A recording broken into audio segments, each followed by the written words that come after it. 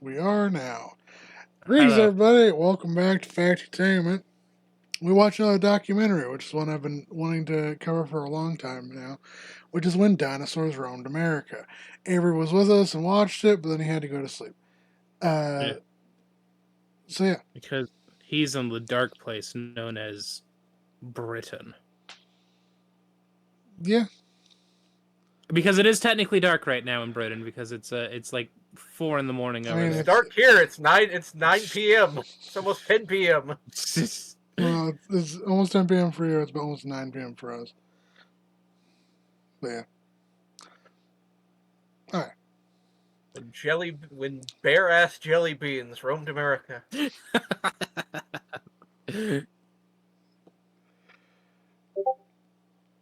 So, When Dinosaurs Roamed America was a nature documentary released in July of 2001. So that's why the Twin Towers were still up. Oh Jesus! I didn't see the Twin Towers. I will say Uh, I was hoping to see them, but I didn't. that would explain why.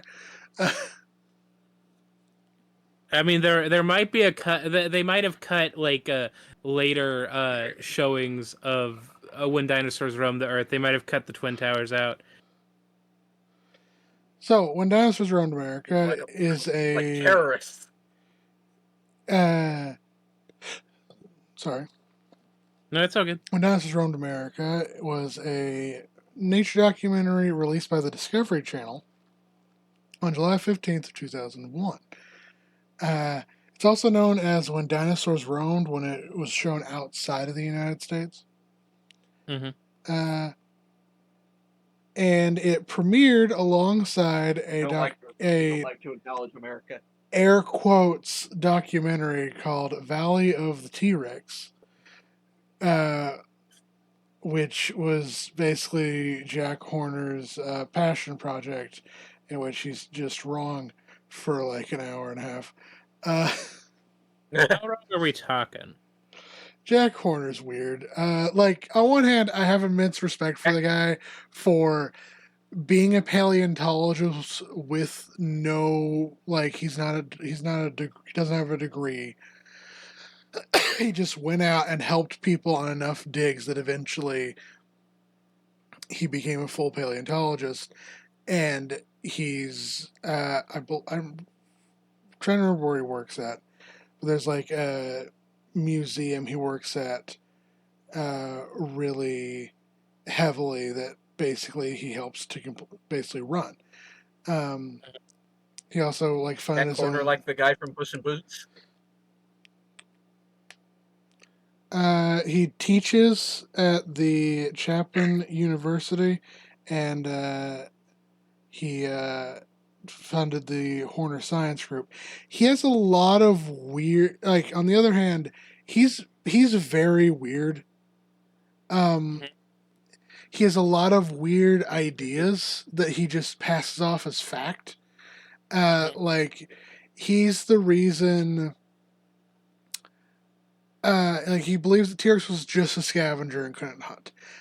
He believed that Torosaurus and Triceratops were the same species, just different growth stages.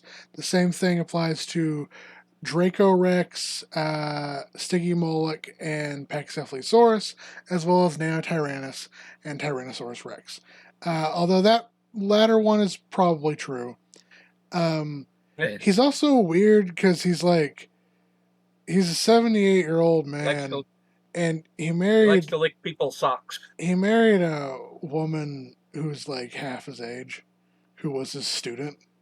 But that's normal nowadays.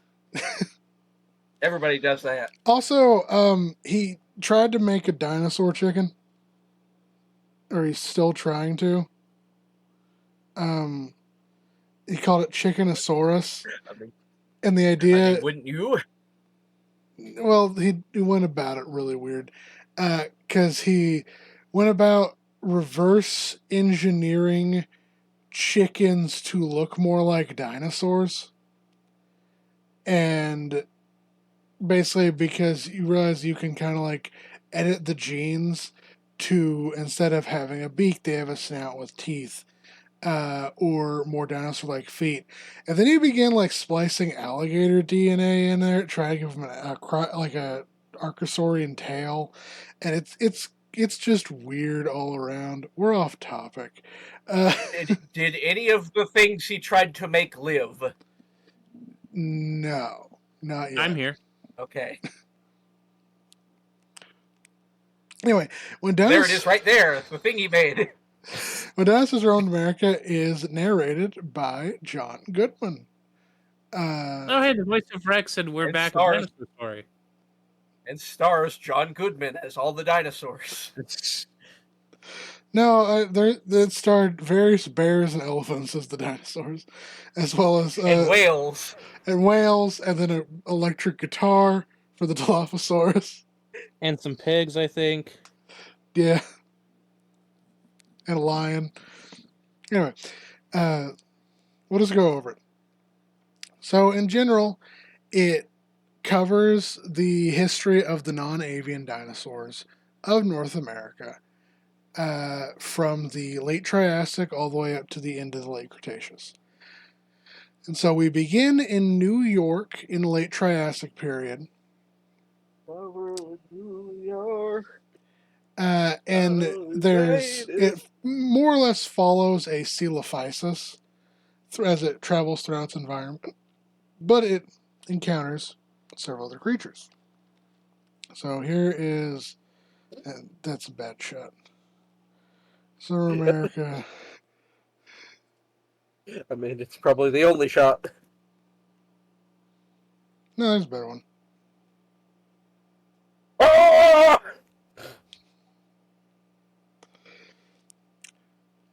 So when Dinosaurs Roamed, now, first things first, this was done with a fraction of the budget of Walking with Dinosaurs. So keep that in mind when thinking about the CGI of this. Is 2001 budget CGI. I honestly thought it looked better than the Walking with Dinosaurs that we were watching, but that might have been because the image quality was poorer with those Walking with Dinosaurs. Maybe. So yeah, it follows a coelophysis as it roams throughout its environment. And then other notable creatures that show up are the... Open that image. Which one? Open the image with it getting attacked by the sea thing, the water thing. Like I will say, the one dubious CG shot in this was when this thing came out of the water. Then the water looked like it was 3 inches deep. So this blurry creature is known as a Ruteodon. Here's like a better shot of it. And this is the shot where it like slinks back into the 3-inch deep water. It sort of clips into the ground. Okay, it's not loading. Don't you just love how functional this tent pole of the internet is? Yeah, I love modern Google. Don't you guys love modern Google?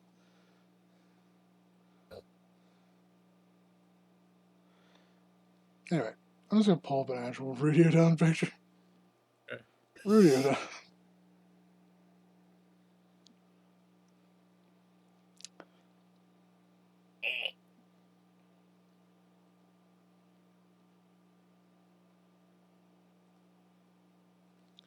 This is considerably less intimidating than the thing we saw.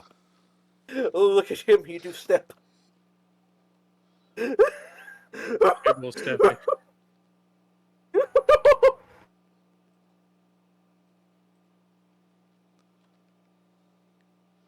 This one might be a little bit more intimidating because they're killing a pterosaur.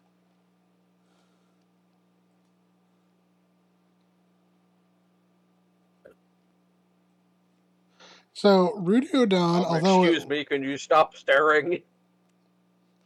So Ruteodon, although it looks remarkably like a crocodile, they're not actually closely related to crocodiles and evolved. So crocodilians, or like the family of which become crocodiles, like crocodilomorphs, did exist at the time. They were mostly land-dwelling creatures. Like we'll talk about in a second when we have another creature from it, the crocodile-ish family. Rudiodon is an extinct genus of Metriosuchian phytosaur, which lived in late Jurassic of the eastern United States around 237 to 208 million years ago. Rudiodon. So these guys weren't crocodiles, and phytosaur, I believe, means like false crocodile, which is weird. No, it's not, because so they're not crocodiles. They look remarkably like crocodiles. They existed before crocodiles. So is there a word Crocodiles should be crocodile? false sucus. Sucus means crocodile. Oh, okay. What And does succus means phytos- something else.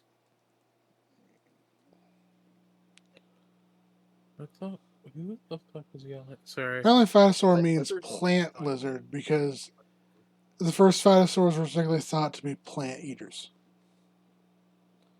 So, a main difference that between you can tell the difference between what you think is a fossil of a crocodile or a phytosaur is phytosaurs' nostrils are right up here.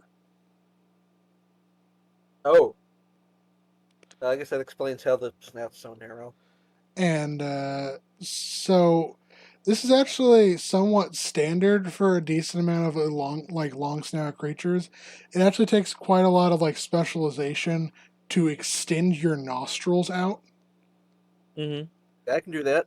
which is kind of funky in for most groups of animals, which is why a lot of them keep the nostrils up where they were previously. But yeah, Rudiodon was first found from several teeth and associated vertebrae, ribs, and interclavicle fragments in the Deep River coalfield Cumnock Formation of North Carolina by Ebenezer Emmons in 1856. Later, related to you? Later in 1860, Emmons would discover a nearly complete skull near Egypt, North Carolina. At the time, it was the most complete Egypt, phytosaur. North Carolina. Huh? Yep, known from the United States. Over the next century and a half, hundreds of specimens would be assigned to the genus Rudiodon, with Rudiodon becoming somewhat of a wasteback taxon, conflated with various other phytosaur species in the United States, such as Clepiosaurus, Centomodon, Phytosaurus, Paleoornis, and Rhytiodon. However, the original specimens of R. carolinensis were fairly complete, and the validity of the genus has never been questioned. There are two species recognized, R. carolinensis and R. manhattanensis, are considered valid. So it's likely the creature shown in when Dinosaurs Roamed America, it would be R. manhattanensis, just because of its geographic location. Geographic location in 3-inch deep water. It's in your area. Is it the next dinosaur, the thing that looks like a dragonfly that was apparently a lizard? Oh yeah. All right. So just some basic facts on Rudiodon. The animal itself, they got up to like 26 feet long, or 8 meters, and 2,200 pounds, or about 1,000 kilograms in weight, and were amongst the largest carnivorous animals of the late Triassic. And their love language is gift giving. Sure. Next up is, as Beth put it, the Icarosaurus. So let's pull up a photo of Icarosaurus. Damn, the anti-fandom turned off. It did? Yeah. Yeah. Oh, gross.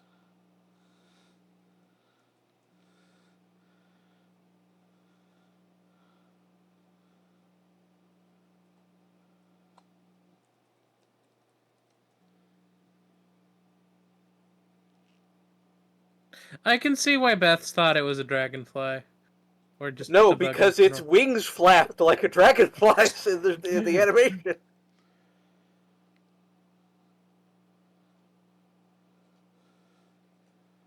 $120 for a stock photo of this little son of a bitch? What the fuck? Yeah. Or 3 easy payments of $30. With Klarna. So, Icarosaurus is a genus of gliding reptile. In the I think Kuhinosaurid family, that lived throughout what is now North America during the Norian stage of late Triassic period, some 221 206 million years ago. And then we'll try and find a picture of it in When Dinosaurs Roamed America. Yeah, I will say the orange coloration might have been what made the wing parts look transparent like dragonfly wings. And also the image quality was not good, which didn't help. What are you talking about? Can you tell what this is? No, Oh, you mean not that really. leaf?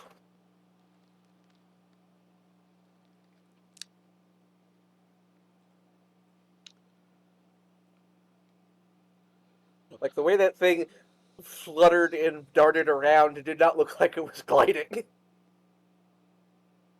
Yeah. The only known fossil which definitely belongs to Icarosaurus was found in 1960 in North Bergen, New Jersey, by Alfred Seifecker, a teenager at the time who stumbled upon the specimen while exploring a quarry. Said specimen consists of a partial skeleton, missing part of the tail, some ribs, and a hand. Seifecker brought the specimen to the scientists at the American Museum of Natural History in New York for identification and preparation. It was described by paleontologist Edward Harris Colbert in 1966, who named it Icarosaurus seifeckeri, with Icarosaurus meaning Icarus lizard, and seifeckeri honoring Seifecker. The fossil remained in the collections of the AMNH until late 1980s, when in 1989 Seifecker reclaimed the specimen, which he kept in his private collection during the following decade, and then in 2000 And then it blew up in World War II. Seifecker sold the fossil to San Francisco at the auction house Butterfield and Butterfield. Despite concerns from paleontologists Butter. and the museum that prepared the specimen, saying that the sale could render the specimen unavailable for scientific study. The fossil sold for $167,000, which was about half of its appraised value, to Dick Spite of California. The same year, Spite donated Icarosaurus back to the AMNH, where it was put on display. Reaching just around 4 inches from skull to hips and possibly 6 to 8 inches, including the tail, Icarosaurus was a small animal. Like its relative Kuhinosaurus, it was able to aerially traverse short distances using its wings consisting of highly elongated ribs covered in skin. These gliding membranes would have had a convex upper surface and a concave lower surface, thus creating an airfoil-like structure well suited to gliding. So it What was. happened if you plucked those things? It would die. Because they're ribs. Man, it's a good thing my ribs are exposed. This would really suck. Wait till you learn about turtles. Never heard of them. Exactly. So Icarosaurus, there's a little slight inaccuracy. It's said that Icarosaurus was like the first animal to like glide, or like first reptile to glide. We have evidence of early glider. We now have evidence of early gliders in the Permian. But for the most part, there's not much to critique design-wise because we didn't get a real good look at it. But we know it lived in the area. The critique is it was too blurry and not in focus. Yeah. It did live in the area. So we know that much. It did live. My favorite fact about it is that it's best friends with Bigfoot, simply based on the fact that it has a really blurry photo. My thing is like we got a better like visual of the fucking cricket than we did of one of the main prehistoric creatures they made a model for. Like, oh, the locust. Yeah, it's like, oh, okay.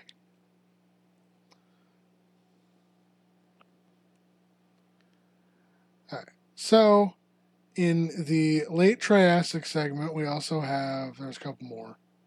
1 second.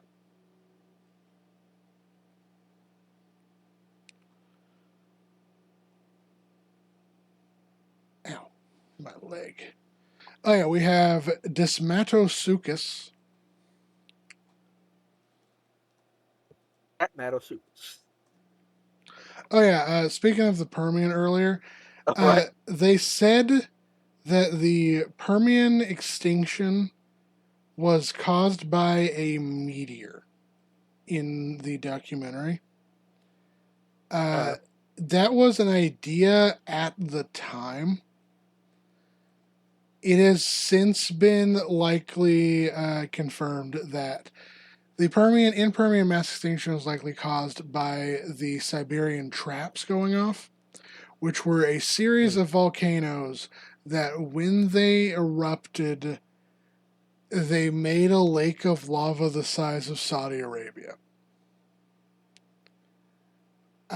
Fire on a scale unimaginable. That one pit that they lit on fire once and it never stopped burning. Which one? There's one in North America and there's one in India. Probably shouldn't have done that. We have 2 different pits of fire dedicated to man's hubris. Hell pits. Firetown, North America.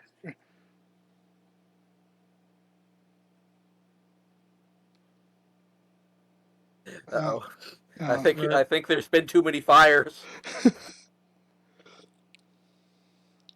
You might have to put quotes around Firetown. A town that's been on fire for 53 years. Centralia, yeah. Centralia. So it's Centralia, Pennsylvania. It basically was like they lit a coal seam on fire to like try and burn out like a little bit of coal so they could like do some construction. And it turns out that small coal seam connected to a massive coal seam under the entire town. And so there's just been fire going for 50 years. Underground? Yeah. And then it like cracks up.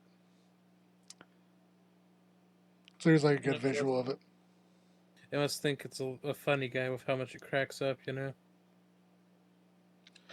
So yeah. Those are some skinny people up there. I think those are kids. But yeah, there is areas of the town that sacrifice you to the fire there's pit. like plants and stuff growing, and there's like you can walk around the town, although it's not recommended. And then you just like run into like seams where it split open the road, or like pits that opened to underground. It's just fire. Mm-hmm. Here's a good dinosaurs live down there. Here's like a good visual of Centralia. So yeah, there's this coal seam that people thought they were just like letting a small coal seam do construction, but there's a coal seam deeper that's basically underlays the entire town.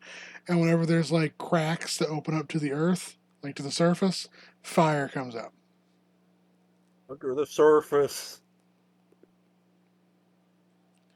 So yeah. Anyway, Centralia fire. So that's that in combination with we think maybe tectonic shifting. Uh, there was a lot of methane seeps on the ocean floor that opened up, and it basically that worked together to fundamentally change the The ocean. planet's temperature, atmosphere, chemical concentration of the ocean. Basically meant that everything became the oceans became acid pretty much, and dissolved most More than things they are now. that lived in there. Oh, like the oxygen destroyer in The Godzilla. ozone, the ozone layer stopped functioning, so just solar radiation They, baked the Earth. they tried turning it off and turning it back on. It was it was like 90% of all life on Earth went extinct. It was the worst mass extinction event in Earth's history.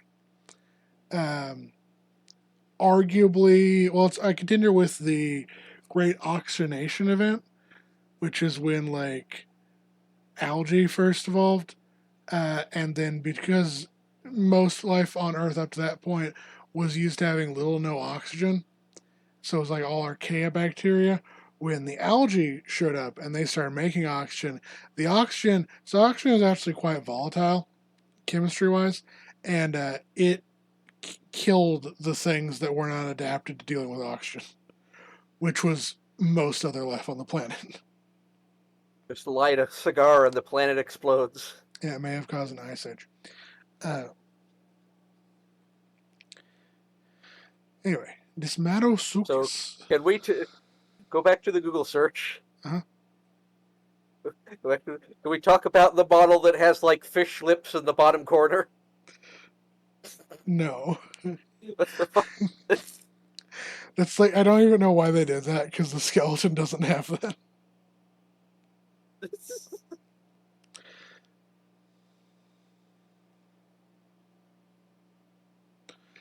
Alright, so this This is. just look sort of. This just sort of looked like something that somebody glued some spikes onto. Yeah, kinda. This was God having fun in Spore Creature Creator. Random fact about this guy goes to that city that's always on fire, and when the city's about to burn out, he just lights another match, throws it in, and it keeps it burning. Oh, he's angry. Okay, so there's dinosaurs and arsonists.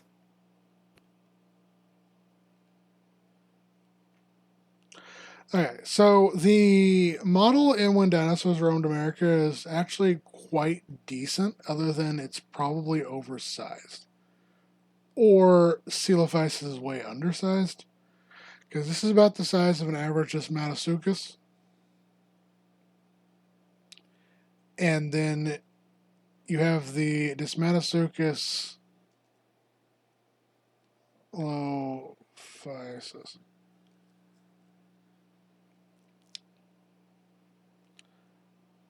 Dang, there was a shot in the documentary where they're like fighting each other and like the Desmatosuchus dwarfs it, All right. but I can't find it. I guess some general facts about Desmatosuchus. I'm only gonna do the facts for like creatures we didn't cover already in Large Dinosaurs. We should cover the fiction. This dinosaur could breathe fire and shot JFK. What the fuck? So, Desmatosuchus is a genus of archosaur belonging to the order Ateosauria, which were closely related to crocodiles. They lived throughout the Carnian to the Norian and late Triassic period, some 228 to 210 million years ago. The first known remains belonging to Desmatosuchus, consisting of some preserved armor, were discovered at the Dockham Group of Texas in the 1890s by Edward Draker Cope. He named the animal Episcopiosaurus hapiloceras. In 1921, the nearby Tecovas Formation, one paleontologist by the name of Ermine Coles Case will unearth a partially complete skeleton, and which included a series of armor, which he would describe as Desmatosuchus spirensis, with the name meaning linked crocodile in Greek. So then the Cope's Epioscopiosaurus was considered to be Desmatosuchus because Desmatosuchus had better like holotype material. Two species are accepted as valid: D. sporensis and D. smalley. After Brian James Small for his contribution to the study of the genus. The third species Were was his discovered. contributions large? His last name was Small, but his contributions were large. Chamonensis. I think I got made fun of a lot.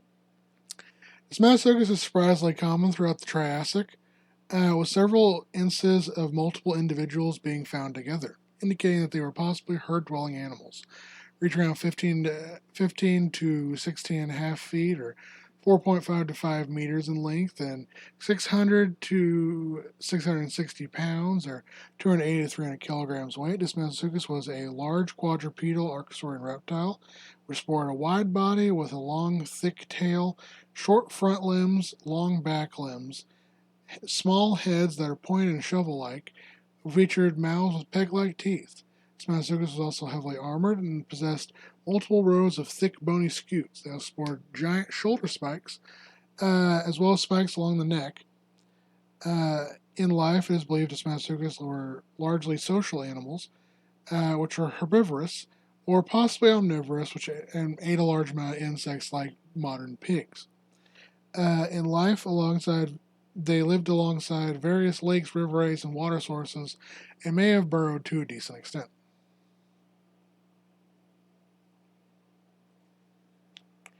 Desmatosuchus.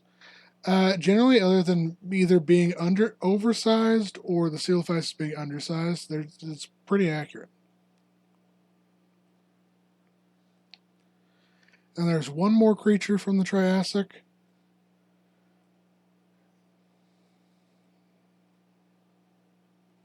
Which shows up, which is there's the locust. We need to talk in depth about the locust, right? Oh, from Halo. The Or locust. no, from that's Metal Gears of War. Gears of War, more like Beers of War, am I right? No?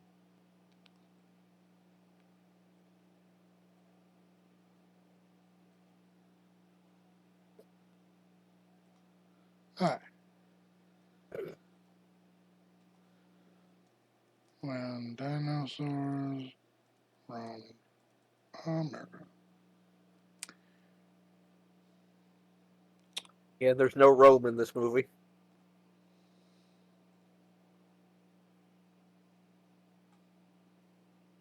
Cool. So there is a small mammal-like reptile called a traversodon that shows up in the movie.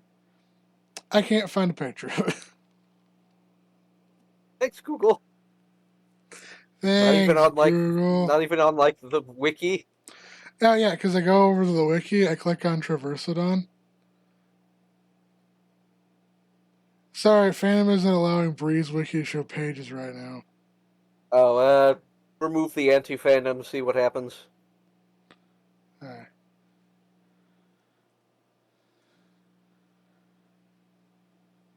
Oh. That's weird. I've been hearing that the internet's just been having like issues today for some reason. Yeah, because of sunspots. Yeah. The radiation. I'm irradiated.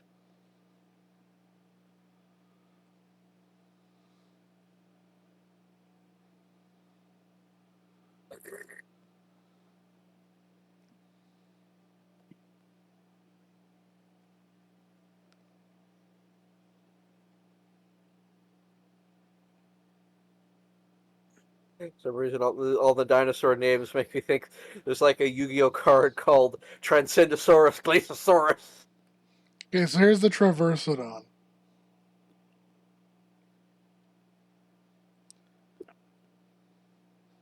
This Traversing? incredible... Oh, right. This thing like pokes its head out and fucks off. Yeah. So it's a genus of therapsid, being cyanodont. It was a relative and distant ancestor of modern mammals. So Traversodon lived in what is now South America. So it probably didn't show up in It probably didn't show up in Triassic in New York. Oh, I think it should have. Okay, so some minor inaccuracies are Ruteodon, Icarosaurus are both confirmed to have lived in the area, like New York during the late Triassic. Desmatosuchus isn't directly confirmed, but it's confirmed from nearby locations. Traversidon isn't confirmed because it lived in South America. And then there's no evidence of Coelophysis directly, but there are fossilized footprints of a roughly Coelophysis sized and shaped animal. So they kind of make it work.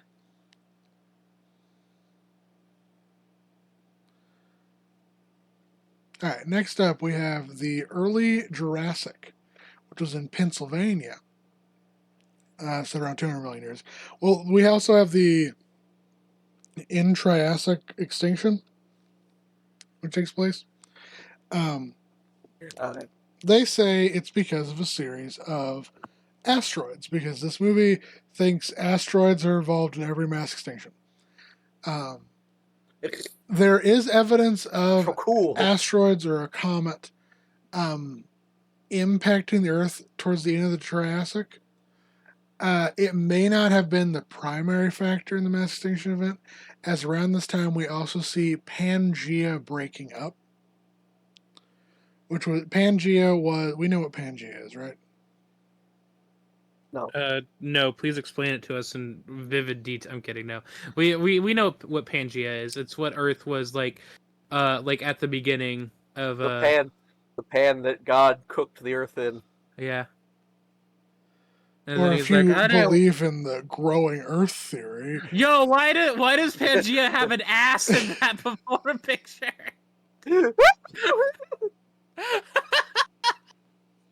Really? You know what I'm talking about, though, right? Okay.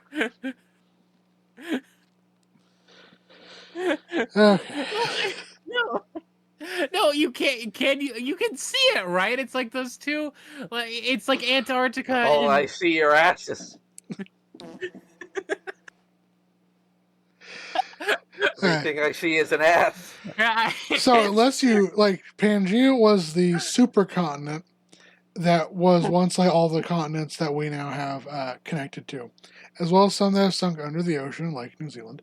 Like New Zealand used to be way bigger. So it lasts from the, like, I want to say Carboniferous up until the end Triassic, and then the end Triassic, it starts to break apart. And so there's some that like believe that may have been the main cause of the mass extinction event. It could have been a combination of both factors and some other factors as well. And then another dumb thing I know about Pangea is that for some fucking reason there's a conspiracy theory that the Earth is growing, and that Pangea was at what it looked like initially, and then it's just been growing since. And it's like, what the fuck? Yeah, the Earth is a balloon, as we all know. All right. Anyway, so then we have the early Triassic, not the early Triassic, the early Jurassic period. So the first inaccuracy with the early Jurassic segment is the fact that it's shown as very lush and green, which is ironic. So like, you see a lot of like vegetation in the segment because it's filmed in a very highly vegetated area. But ironically, at the time in the early Jurassic period, North America, what's now North America, was largely a desert. Right. Which is why there's a good shot I'm trying to find. Lovosaurus.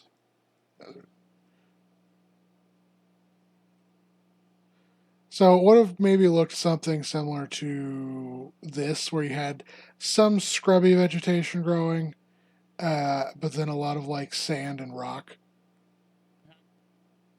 I don't want no struggles from heaven, can't go low from me. Here's it. This is one of my favorite paleo art pictures. Okay. Run, bitch. So, the first animal we're introduced to is also, unfortunately, another inaccuracy, and it is Syntarsus. I say this because Syntarsus does not exist. Uh-huh. I don't know why it's not loading when I click on the page. Menopausis. Did you know that Fandom Wiki keeps its servers like directly right next to the sun? Keep it under the sink. So, you have Syntarsus, which has a very complicated naming history. Right. So there's an animal that was what we called Syntarsus.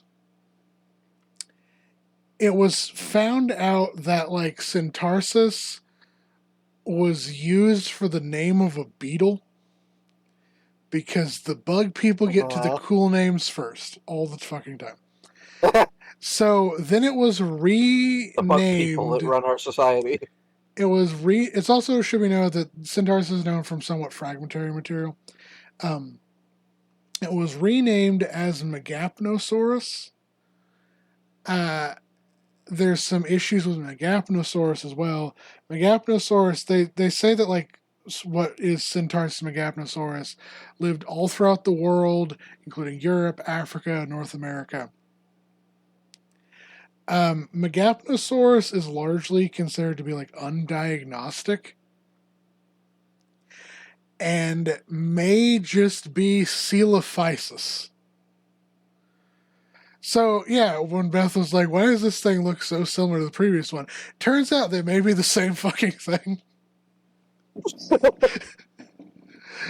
Maybe like a different species of Coelophysis. The model just looked like the same model from before, except they painted a different color and put on nose crests. Yep. I believe Syntarsus may have had this species of Coelophysis may have had nose crests. Excuse me. Generally, they're the right size. They are shown hunting as a pack, which is kind of cool. I thought they were a fine inclusion, other than the fact that it's weird names. There is one major issue. This is set in Pennsylvania. The animal that was called Syntarsus is believed to be Coelophysis now. We have no record of it from Pennsylvania. I got Pennsylvania murdered. So yeah, it's like the major inaccuracy. Then we have Ankylosaurus. Ingisaurus.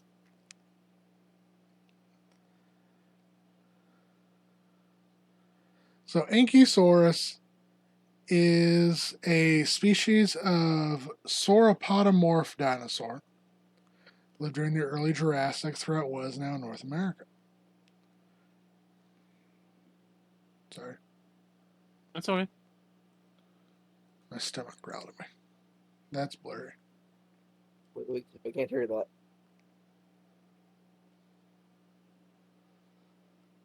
So we see an Ankylosaurus family being hunted by Syntarsus. We see one Ankylosaurus beat the shit out of Syntarsus before the pack eventually end up overtaking Syntarsus, like they jump him, and they manage to take him down. Mm-hmm. So unfortunate, but that's kind of nature for you. So Some facts about Ankylosaurus.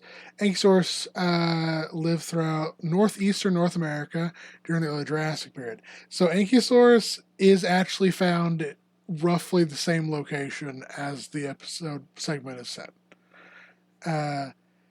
The first known remains of Ankylosaurus were uncovered by Mr. Solomon Ellsworth Jr. in 1818 while excavating a well with gunpowder in East Windsor, Connecticut.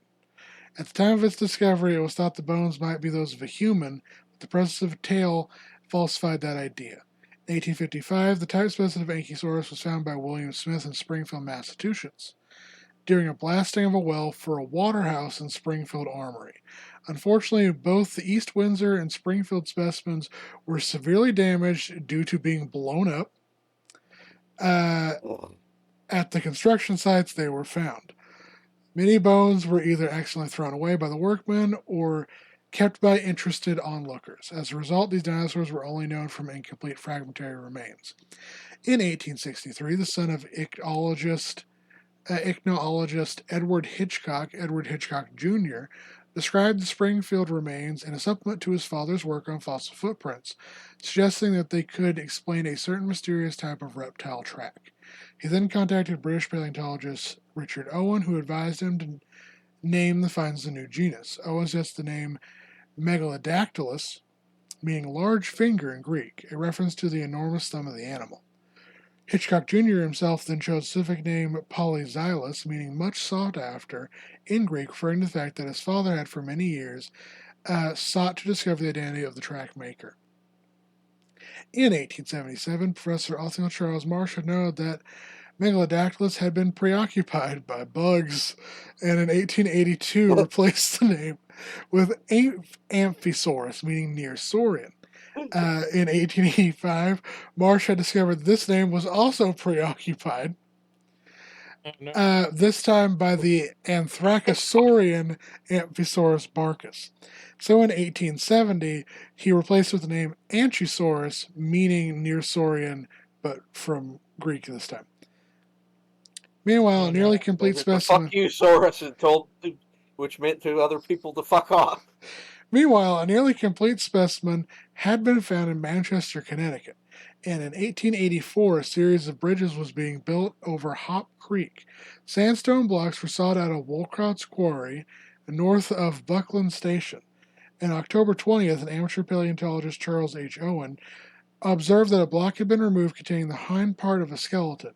He warned Marsh, who, using T.A. Postwick as an intermediary, acquired the piece from the quarry owner, Charles O. Walcott. Marsh tried to secure the front half of the... You said the word quarry! Marsh tried to secure the front half of the skeleton, but it had already been used in the bridge.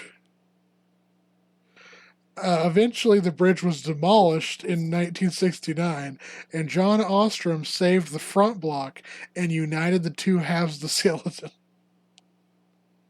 Since then, several more specimens of varying... Did he also demolish the bridge? The bridge was being demolished, so he just went in and grabbed the block out that had the skeleton in it. He just carried it home with his giant muscly arms. Since the several specimens have varying degrees of completion have been recovered, Ankylosaurus reached around 6.5 to 13 feet or 2 to 4 meters in length and 44 to 70 pounds or 20 to 32 kilograms in weight. Ankylosaurus is rather small for a sauropodomorph dinosaur. In accordance to the presence of autosome tracks in the Connecticut Valley, Ankylosaurus could have possibly reached even greater sizes, with the largest known footprints indicating an animal that was around 20 feet or 6 meters in size. So, Ankylosaurus in the episode is definitely oversized from the fossil remains we know of, but if we're going off the footprints, it's about the right size. So yeah, I feel bad for this dinosaur because it's like the first skeleton of me is found, it's blown up. The second skeleton of me is found, it's blown up. The third skeleton of me is found, half of me is it's cut in half, and half of me is used to build a bridge. All of our sandwiches keep blowing up. Item found in Pennsylvania 5,000 years later. Okay, young Earth creations. Dead in Atlanta. I'm Okay. found dead in a bathroom in Nevada from smoking weed and sucking dick. All right. Next up is probably the most iconic dinosaur from this series, Mm-hmm. which is Dilophosaurus. Although for some reason I can't find a good art of it. Sorry, That's cool. I'm still giggling a little bit about Pangea's fat, chunky ass. Of course, you are. Ugh. Mother guy, I had to keep it somewhere.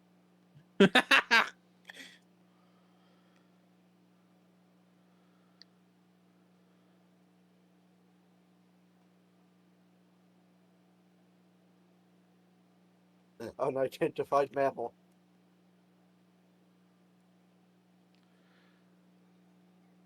That's a blurry photo. All right, these things that are covered in welts.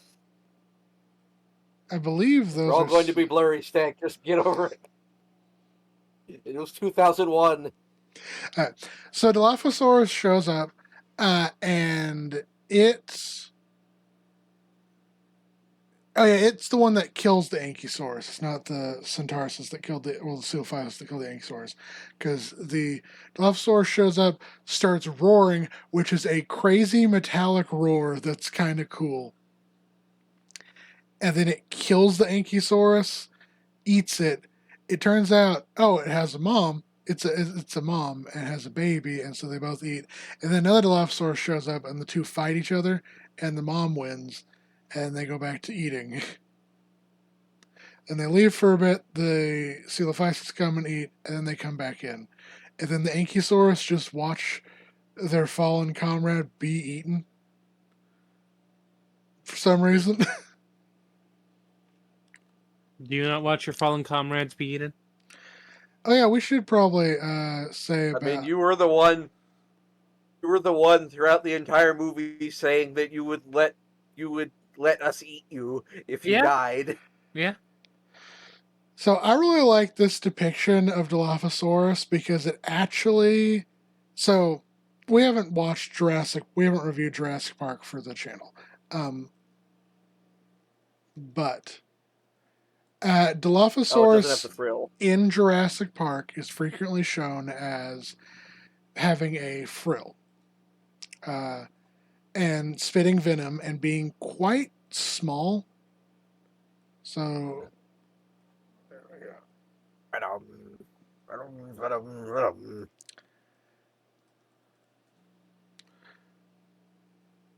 So this is the Dilophosaurus in Jurassic Park.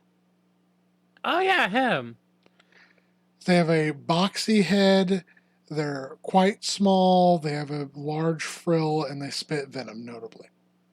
Yeah.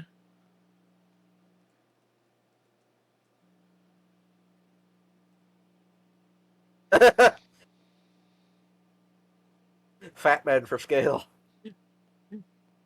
The two dinosaurs are like, we saw you from across Yeah. the bar. This is what the around the size the real life Dilophosaurus would have been. Over twice the size. It's a rare example And of then the the other- movies actually and then undersizing. the one on the one on the left is the Jurassic Park one. Yep. This is the Jurassic Park one. This is the real one.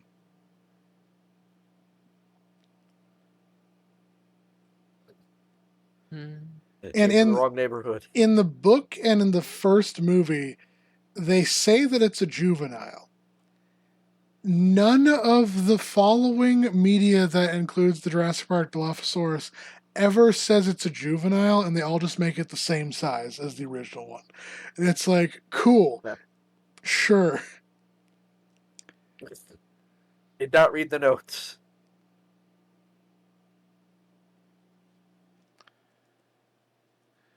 But I like this interpretation of Dilophosaurus because A, it's more historically accurate, like the one that shows up in the When Dinosaurs Roamed America. Like, it's God damn it.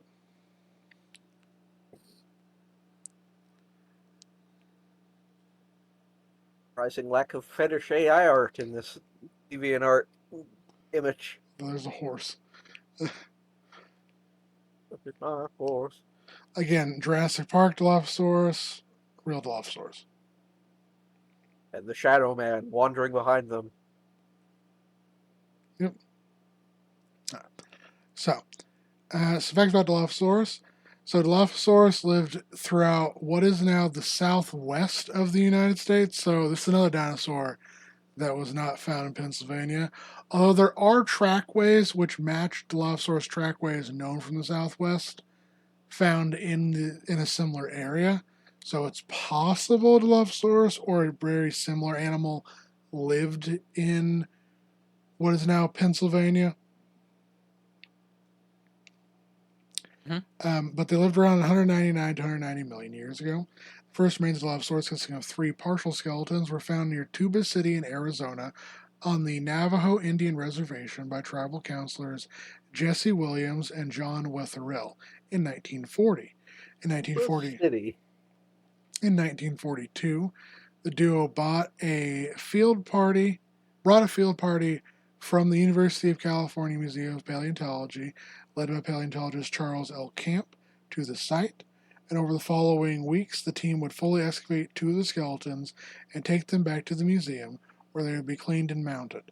In 1954, paleontologist Samuel P. Wells officially described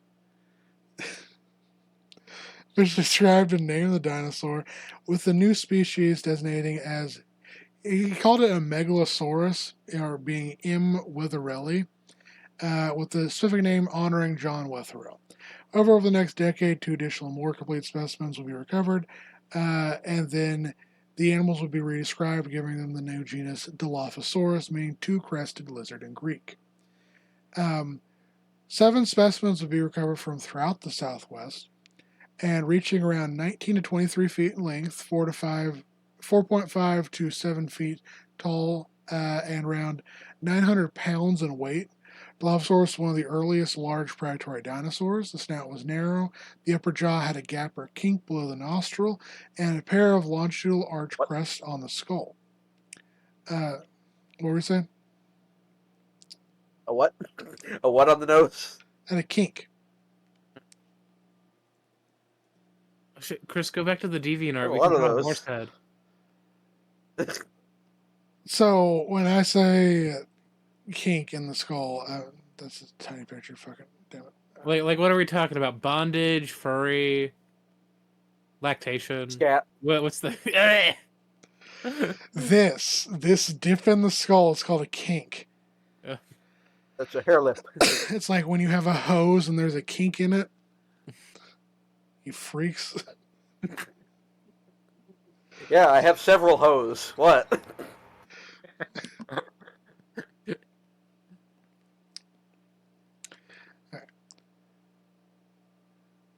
So the complete shape of the crests are unknown, but they were probably enlarged by keratin.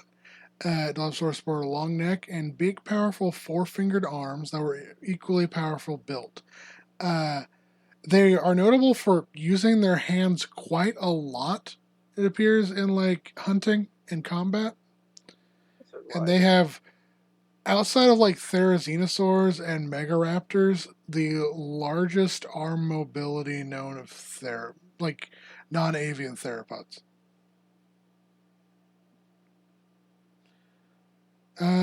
So yeah.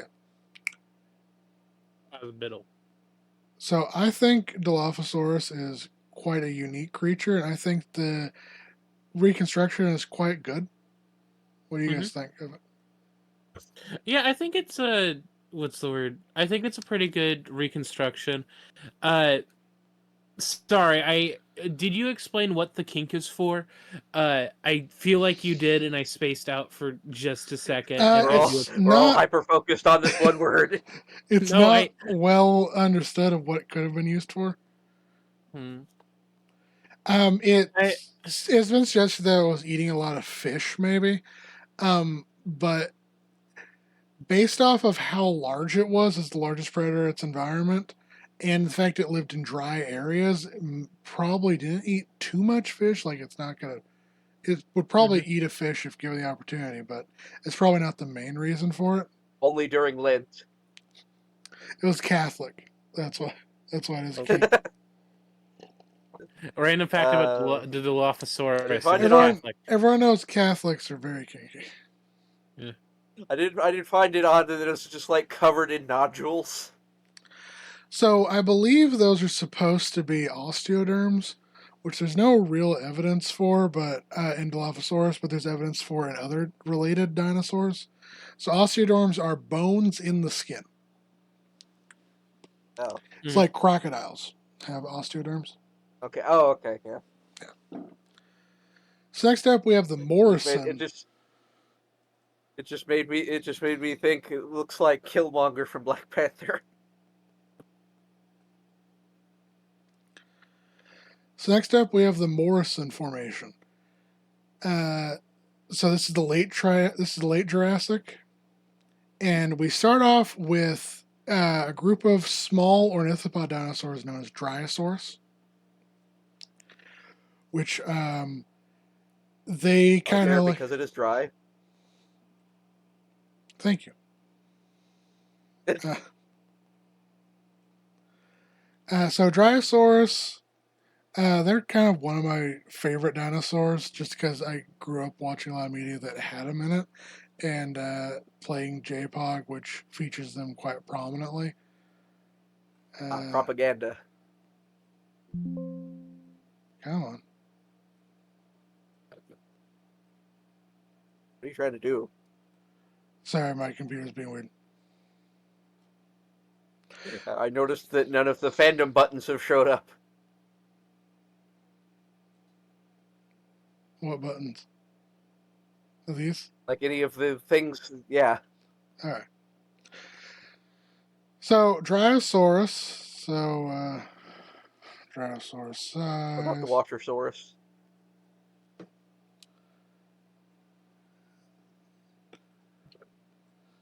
You made the exact joke that I heard like 700 times as a child. Oh, look at this idiot. His favorite dinosaur is Dryosaurus. It is like a cool dinosaur like T-Rex. Well, I'd say like, yeah, I really like Dryosaurus. They're like, well, Dryosaurus, where's the Washersaurus? And I'm like, I'm going to slit your ankle. I would slit somebody's ankle as well. If that, if Apparently, you were being bullied by Rodney Dangerfield. I wouldn't mind being bullied by Rodney Dangerfield. Okay, so that's roughly how big Dryosaurus got. Can't believe there's no art online of Washersaurus. Chris, look up Washersaurus. Let's see what we find. Is Dryosaurus on a nest? So some general facts about Dryosaurus real fast. It was a genus of herbivorous ornithopod dinosaur. It lived throughout the late Jurassic period between 156 to 140 million years ago and was now Western United States. Previously, it was thought to also have existed in Portugal, England, and Tanzania. Those are now considered to be different genuses of very similar ornithopod dinosaurs. It was first described in 1878 by Othniel Charles Marsh, who initially considered it to be a new species of Laosaurus. However, it would reclassify its own distinct genus. In addition to the beak, Dryosaurus sported densely packed molars and cheek pouches to prevent loss of food while chewing. Standing around 4 to 6 feet tall at the shoulder and measuring up to 14 feet in length and 200 pounds, this dinosaur had long, slender, yet strong legs and a stiffened tail, allowing the animal to run prolonged distances at considerable speed, not unlike the modern ostrich. Dryosaurus' skull also had large orbital sockets near all-round vision, indicating it had good eyesight. Additionally, as an early iguanodont, it is notable for being one of the first dinosaurs to have its growth extensively studied. As in 1972, Rodney D. Sheets and his family discovered a rich fossil site containing 8 dinosaurs with a variety of growth stages ranging from young adults to embryos still contained within eggs. As one of the smaller, more numerous dinosaurs throughout the Morrison Formation, it is thought the Dinosaurus would have occupied a similar niche to modern gazelles or deer, relying on its speed and agility to escape predators.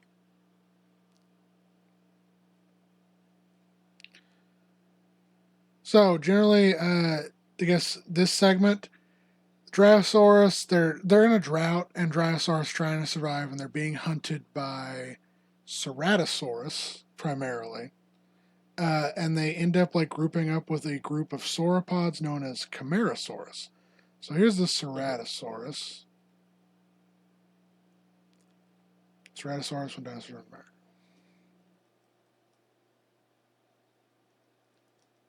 Dr. Ceratosaurus. MD at law.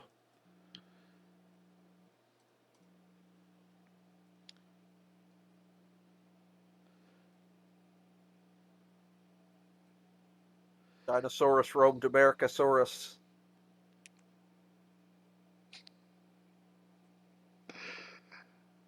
Ah, damn it.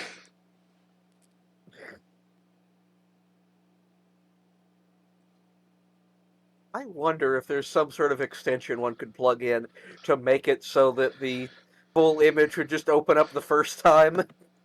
Yeah. So Ceratosaurus is also one of my favorite dinosaurs of all time. I have a skull of it. It's one of the main carnivores of the Morrison Formation. It's shown the episode hunting Dryosaurus and attempting to hunt Stegosaurus before getting like the wombo combo, like just fucking hit 3 times. Getting whipped in the leg. It's whipped in the leg, whipped in the chest, and then falls over, and the Stegosaurus almost hits it again, and it still gets up and like walks it off. Like fucking damn. The Persona 3 all-out attack. Which props for having Stegosaurus actually kick something's ass. And yet that Stegosaurus still had to try harder to get some. So Ceratosaurus is a dinosaur that's very near and dear to me because I was at a dig where they found like part of the remains when I was like a kid, which I thought was really neat. Ceratosaurus is a carnivorous 3-horned theropod dinosaur that lived during the late Jurassic period throughout what is now North America, Portugal, Switzerland, and Tanzania. It was first described in 1884 by American paleontologist Othniel Charles Marsh, and it is known for its unique deep jaws with large serrated teeth and distinctive 4-fingered hands. Ceratosaurus is a founding member of the order Ceratosauria, which would later give rise to dinosaurs such as the Abelosaurs and Elaphosaurs, such as Carnotaurus, Majungasaurus, and Elaphosaurus proper. Ceratosaurus was known to frequently inhabit ecosystems with other large predators such as Torvosaurus and the line of the Jurassic Allosaurus. Because of this, it is hypothesized that Ceratosaurus filled a role similar to maybe hyenas. There's also evidence that Ceratosaurus spent a large amount of time near or around water and may have hunted animals such as fish, crocodilians, and turtles. We also have evidence that it may have hunted a lot of smaller ornithischian dinosaurs, and as well as we have evidence of it hunting stegosaurs. So it fighting Stegosaurus, scientifically accurate. Scientifically accurate street beefs. I think we have a specimen. I might be wrong. I think there's a lot of art depicting Stegosaur, not Stegosaurus, Kentrosaurus and Ceratosaurus fighting. And I think that's because we have a specimen of Kentrosaurus that has like either scars or it was killed by a Ceratosaurus.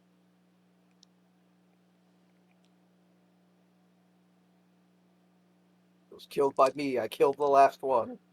So, speaking of killing the last Ceratosaurus, it's said in the episode multiple times that Ceratosaurus is the last of its kind. It's like a primitive dinosaur, and they're going extinct. This is not true. Ceratosaurs gave rise to Abelosaurs, which made it to the end of the Cretaceous period. In fact, they outlast Allosaurs and their descendants, such as the Carcharodontosaurids.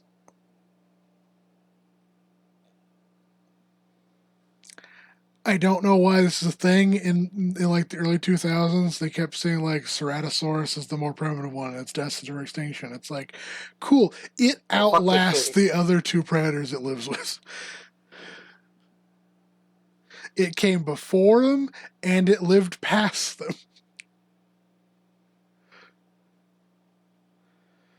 Anyway, it's just because I think it's just because it's mostly because it's smaller than the other two, which are like Torvosaurus, which is huge, and then Allosaurus, which is notoriously like big and aggressive.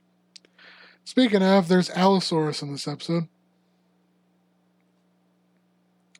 So. Me when I fucking get you.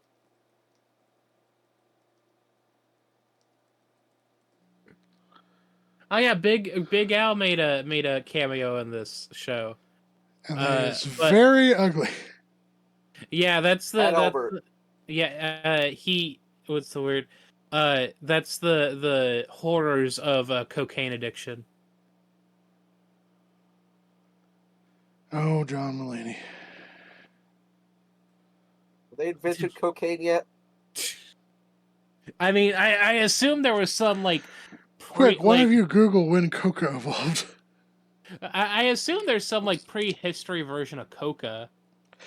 So Allosaurus has kind of a unique role in this episode of. So there's the Morrison segment can be broken into two segments. There's the drought segment, and then there is the rainy segment. Mm-hmm.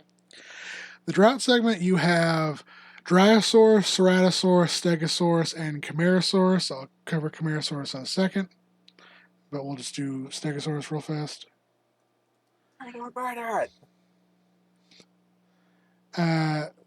So Stegosaurus, there's it decimating the Allosaurus after it just kicked the Allosaurus' ass. Not the Allosaurus. Oh, right. Go back to the Stegosaurus. Ceratosaurus.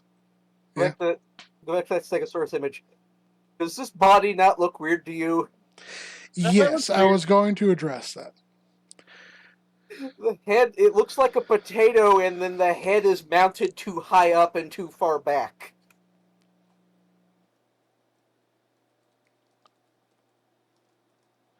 So this is based off of at the time it was considered mostly accurate. Now it's considered inaccurate. A depiction of Stegosaurus. So one of the issues with Stegosaurus that we had for a long time was we had multiple individuals of Stegosaurus, but they were all somewhat fragmentary. Like you would find a leg bone here, a skull here, tail, back, front leg, a hind leg, some of the plates. And in order to compile like a picture of the animal, they kind of composited the different skeletons together. Mm-hmm. And then, so you end up with like this classical, like outside of like the first ideas of it being bipedal or the depictions where it could fly. Right. There's this classic depiction, like you'll see in like Disney's Fantasia, or Land Before Time, of a Stegosaurus with like a large arched back, short front legs, large hind legs, tail, thagomizers, small head, and short neck. This is believed to primarily be because we had like the hind legs of adults, but the front legs and like head of juveniles. And so we took like a 6-year-old and we took like a 60-year-old and we put them together. It'd be like trying to composite. It'd be like future archaeologists trying to like that are like descendants of like crows or something, trying to figure out what a human looked like, and they had my arm, your like Nick's legs, Beth's chest, and then they also had like the skull of like a 5-year-old, and then another arm from like a lady who was 80, and like just mashing them together and trying to see what it looked like. That describes my body. I have the skull of a 5-year-old. I keep it buried in my backyard, and none of you will ever know about it. This changed relatively recently because in the mid 2010s or early 20, I don't think it was 2020s. When was Sophie the Stegosaurus found? 2003. So there is Sophie the Stegosaurus, which is notable for being remarkably complete. And because of that, we were able to figure out that Stegosaurus had a larger skull. They had longer necks, and they were proportionally much more like similar front leg to hind legs. So they looked less weird. They were still a weird animal, but they looked less weird than what we thought they did. As you can see, this is a more modern construction of Stegosaurus compared to the more outdated version. And I believe this is more based off of this interpretation. This is more based. Which is why it kind of looks awkward. Does that answer your questions? Because there were some of the sauropods also had a similar problem where like the body was so round and the neck was too high up. Like it looks like a tail. Yeah. There's just like nothing connecting the neck to the rest of the torso. So the stegosaurs in the episode, they mostly they're shown digging for water, beating the shit out of a ceratosaurus, and then fucking. Right. Yeah, that's how I'd want to go out. It's also notable that most documentaries will typically show Stegosaurus as being solitary. This one shows him living in herds, which is kind of neat.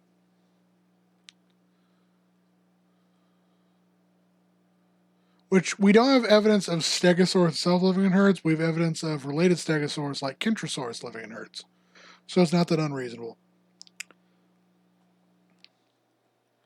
And then we see the Dryosaurus, kind of like they scurry around trying to avoid predators. One of them gets killed and eaten, the baby, because it can't be a paleo doc without baby murder at some point. Baby murder. Then we have Camarasaurus. They pal around with Camarasaurus for a bit.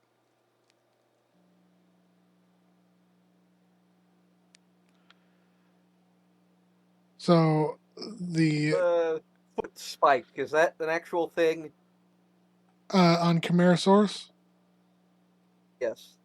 Yes. I think Camarasaurus was the other dinosaur I was talking about, where it's just like it's a fucking potato. Especially, go back to the search. This one? That one right there. No, up top right. That one. I just clicked on that. Like it's just that's the top left. Yeah, that one. It just looks like a potato on two poorly proportioned poorly proportioned legs. The neck is in the wrong position.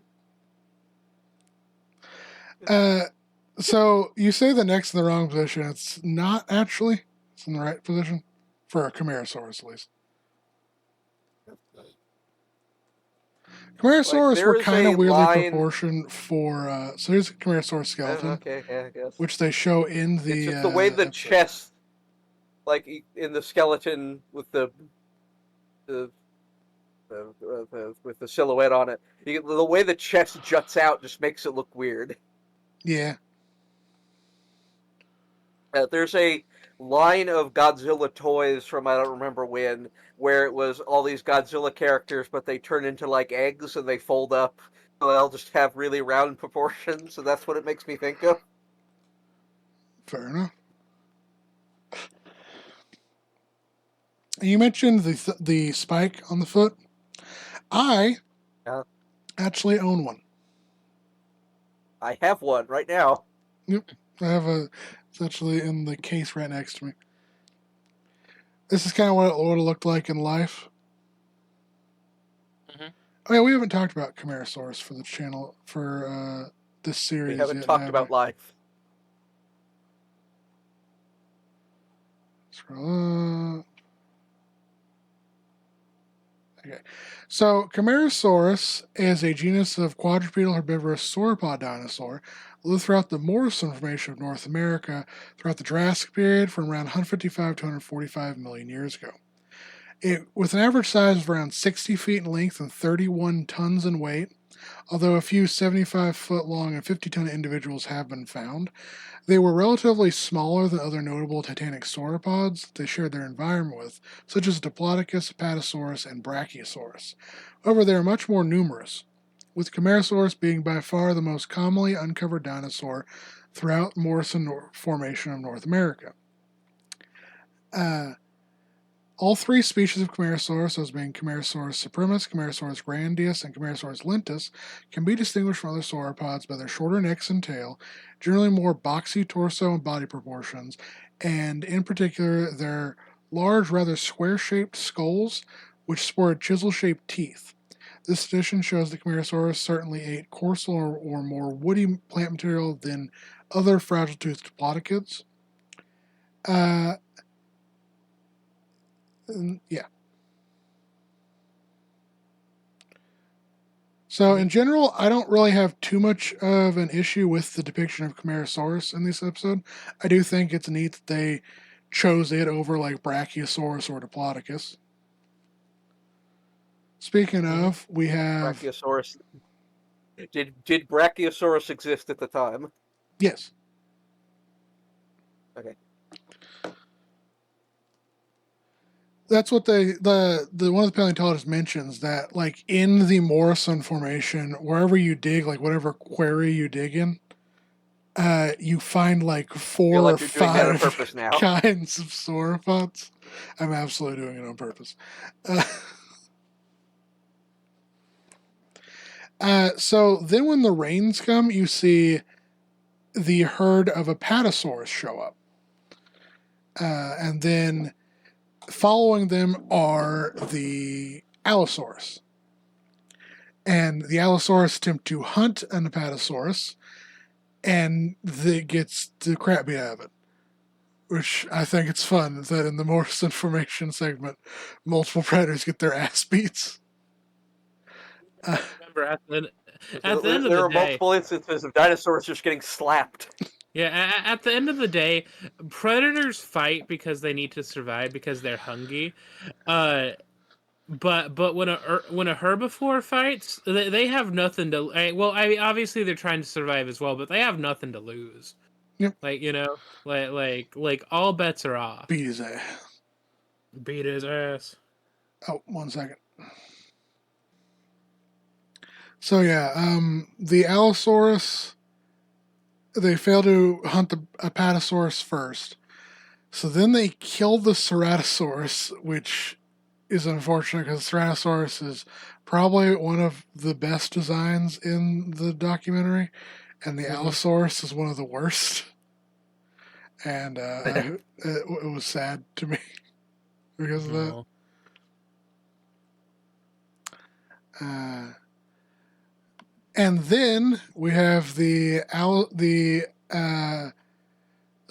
the rainy season's over, and it shows that the Apatosaurus having like a unique behavior where they like kind of just like move through an ecosystem like wildebeest do, where they just migrate with the seasons. And so they start migrating out because it's the end of the wet season. And then one of them trips and falls and breaks its legs. Right. And then he just fully sucks shit in that moment. yeah, here we go. It's blurry, but if it loads. Yeah. And so it's falling to the ground, it's like screaming in pain and like help, and the rest of the herd just leaves it. And then See, this is good. This is what happens when you don't have life alert. 3 Allosaurus come in and rip you apart while you're still alive. Yep. Happened to my grandma.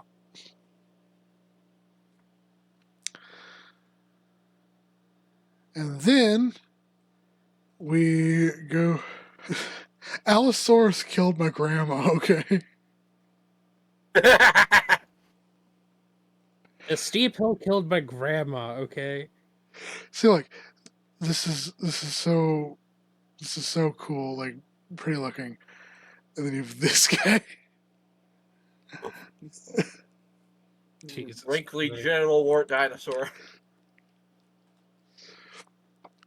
Yeah.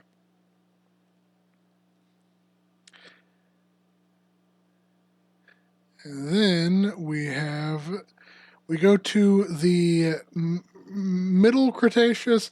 So technically the Middle Cretaceous doesn't exist, but this probably should be a Middle Cretaceous. But scientists are like, no, there's just early Cretaceous. A start and an end. Yeah. There's a start and an end, then there is a middle. Well, the Cretaceous period is broken down into the early Cretaceous and the late Cretaceous. And there's a lot of creatures that show up in the late early Cretaceous, early late Cretaceous, which would be the middle Cretaceous, but that's not a set geological time, although some people have argued that it should be, but it Anyway. Isn't this the generation where a forest caught fire and all the dinosaurs spontaneously combusted? It's not spontaneously combusted. If you see the forest fire, it consumes them.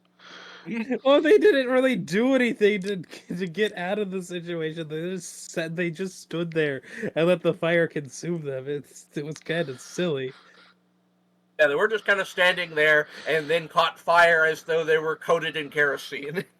Yeah.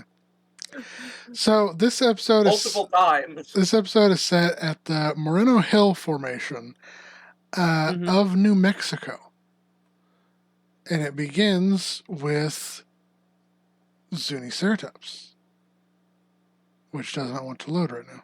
Zoomies. There we go.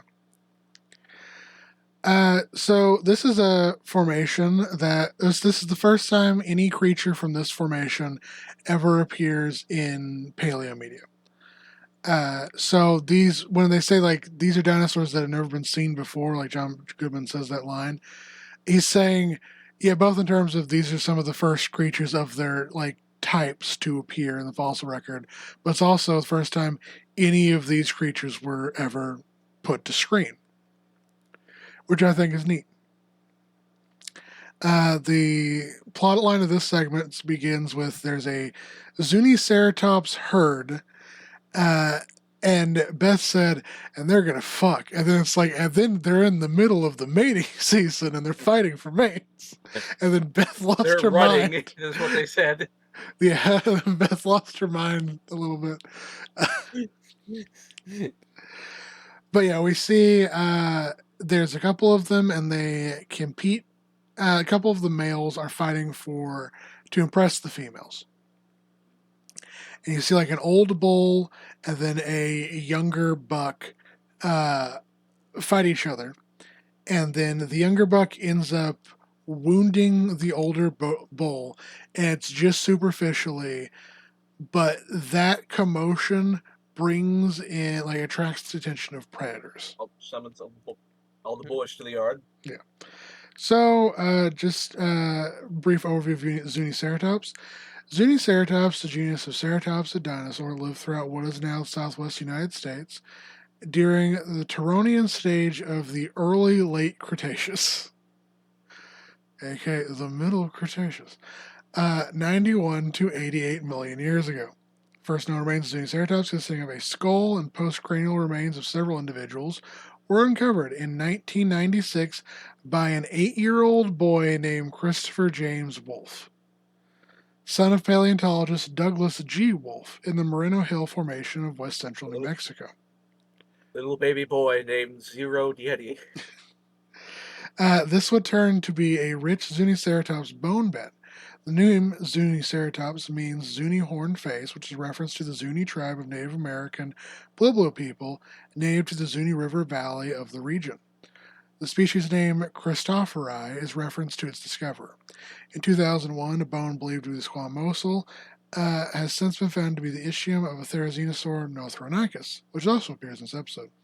So they reached around 7 to 11.5 feet, or 2.2 to 3.5 meters in length, and around 380 to 1,000 pounds, or 175 to 450 kilograms in weight. Zuniceratops sported a large skull with long, low brow horns and no nasal horn. These and other traits show that Zuniceratops is an example of an evolutionary transition between early ceratopsians, like creatures like Psittacosaurus, and later larger ceratopsians that had large horns and frills, supporting the theory that the lineage of ceratopsian dinosaurs may have been North American in origin. So we'll look up some Zuniceratops art real fast. Yeah.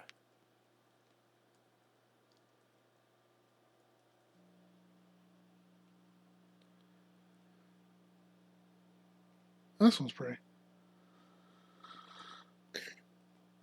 Or not. It looks like it has a beetle on its head.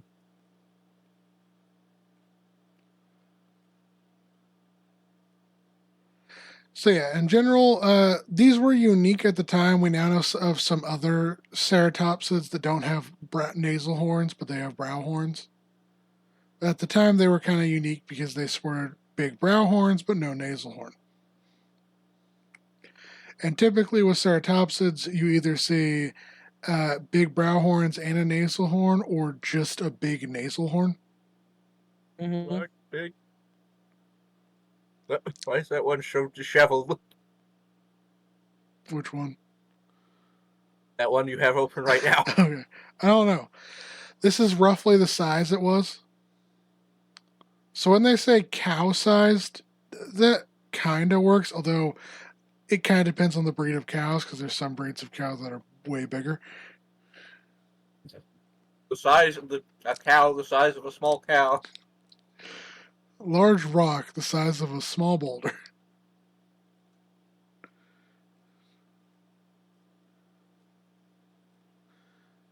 And then here's it alongside another creature we'll talk about in a second. And some dead fish. Y'all seeing this? You seeing this, Goku? I guess we'll just go straight into it. So this is going to be the. So you can't fault them because at the time this science wasn't known. But this segment of When Dinosaurs Roamed America is the most inaccurate, solely because, excuse me, of some of the creatures included. Oops, I forgot to fill that in. Oh no. Oh, we're hitting the limits of this wiki. No!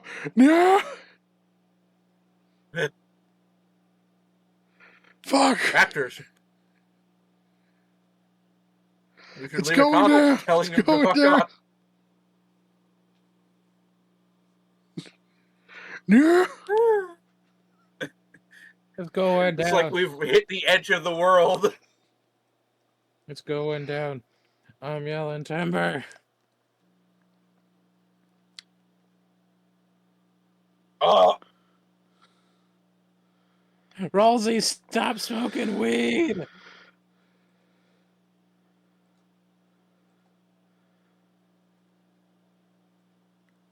Come on. Ow. My neck.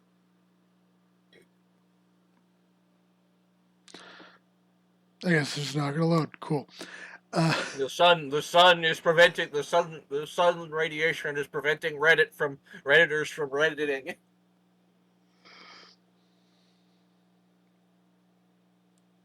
The Raptors looked really silly in this movie. Yeah, because there's no gradient between the face and the feathers. It just looks like it's wearing a onesie, like a hoodie or something.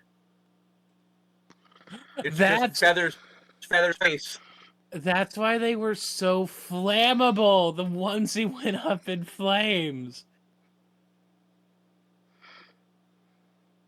Yeah, it really is just like skin, feathers.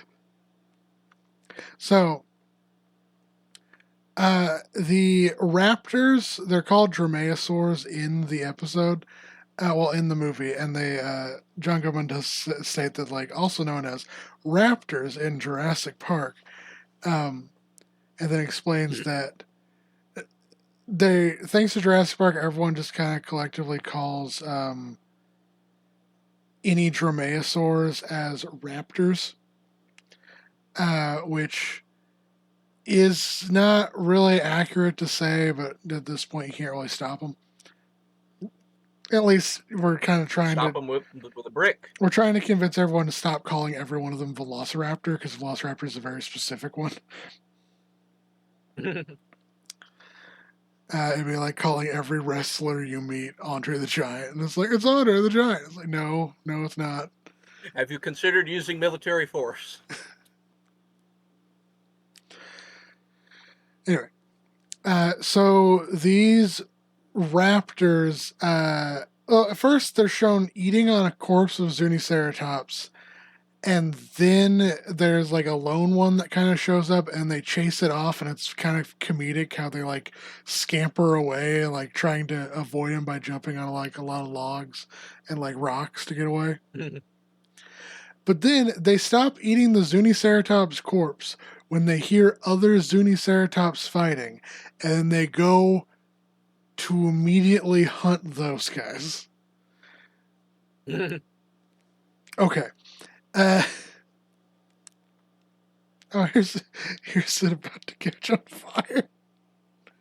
It's such a weird fucking scene because he just like he just stands. I'm sorry, you go first. Yeah, when this happened, I said, "Yeah, this is fine," because he's just sitting there eating as this fire is surrounding him and close enough to just catch him on fire. And then when he finally catches fire, that's when he reacts like, "Oh no! I never knew fire was hot, and I was flammable." Like, it's so fucking weird. So when dinosaurs, hang on, sorry, I have one more thing to say. I thought the scene was gonna be at like dying of carbon monoxide. Yeah, like smoke inhalation / carbon monoxide inhalation, but no, it just immolated. Like what the fuck? All right. So, to give a breakdown of the raptors before we go further into it. So the raptors, as well as there's a creature shown as just called the Zunicellurosaur. Mm-hmm.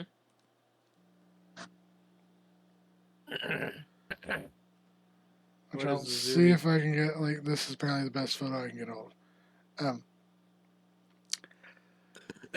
Oh my god. These are, it's kind of interesting. Oh yeah, I should also say, the raptors, the Zunicellurosaur, and the Therizinosaur Northronicus all have feathers in this segment. And this is the first time I know of any Paleo Documentary had dinosaurs with feathers.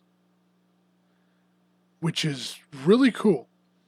Like full feather. Oh yeah, like in the early 2000s, we were still thinking that dinosaurs were like fully like reptilian, like no feathers, no connection to birds in any way, shape, or form. Well, by the early 2000s, we knew that birds evolved from dinosaurs because that was kind of talked about during the second dinosaur renaissance.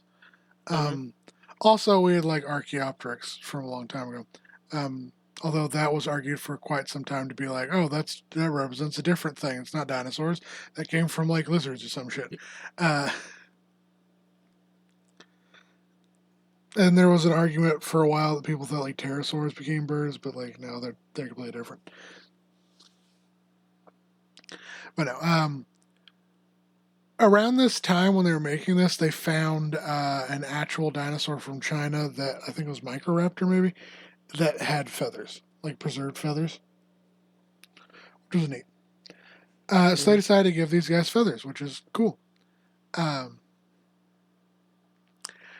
So some background on the raptors and the Zuni Silurosaur.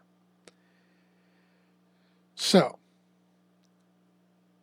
both of these, so there was remains of theropods found in the Moreno Hill Formation that were variously attributed to different creatures.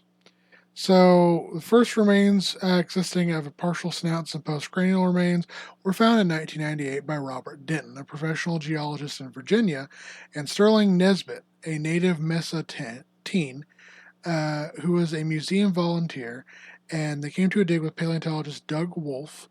And until more remains were recovered, these remains were variously attributed to a dromaeosaur, a more generic Silurosaur, or a tyrannosaur, with several informal names being given to the creatures, including the Zuni Silurosaur, the Zuni Tyrannosaur, the Zuni Raptor, and Zuni Tyrannus.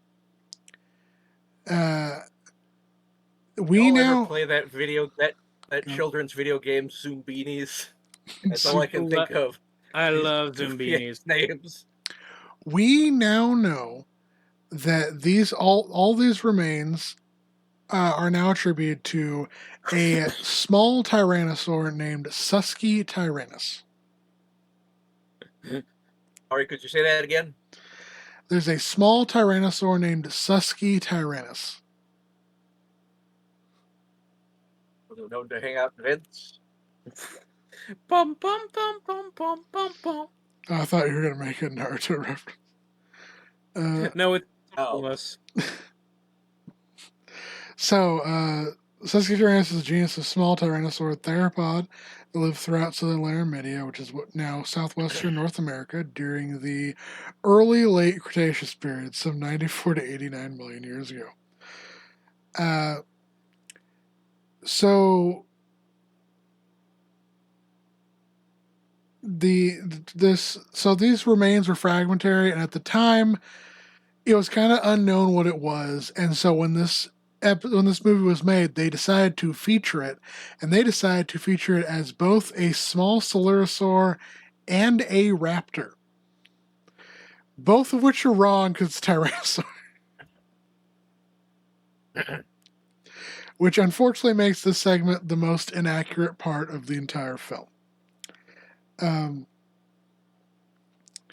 The name Susky Tyrannus means coyote tyrant from the Zuni word Susky meaning coyote.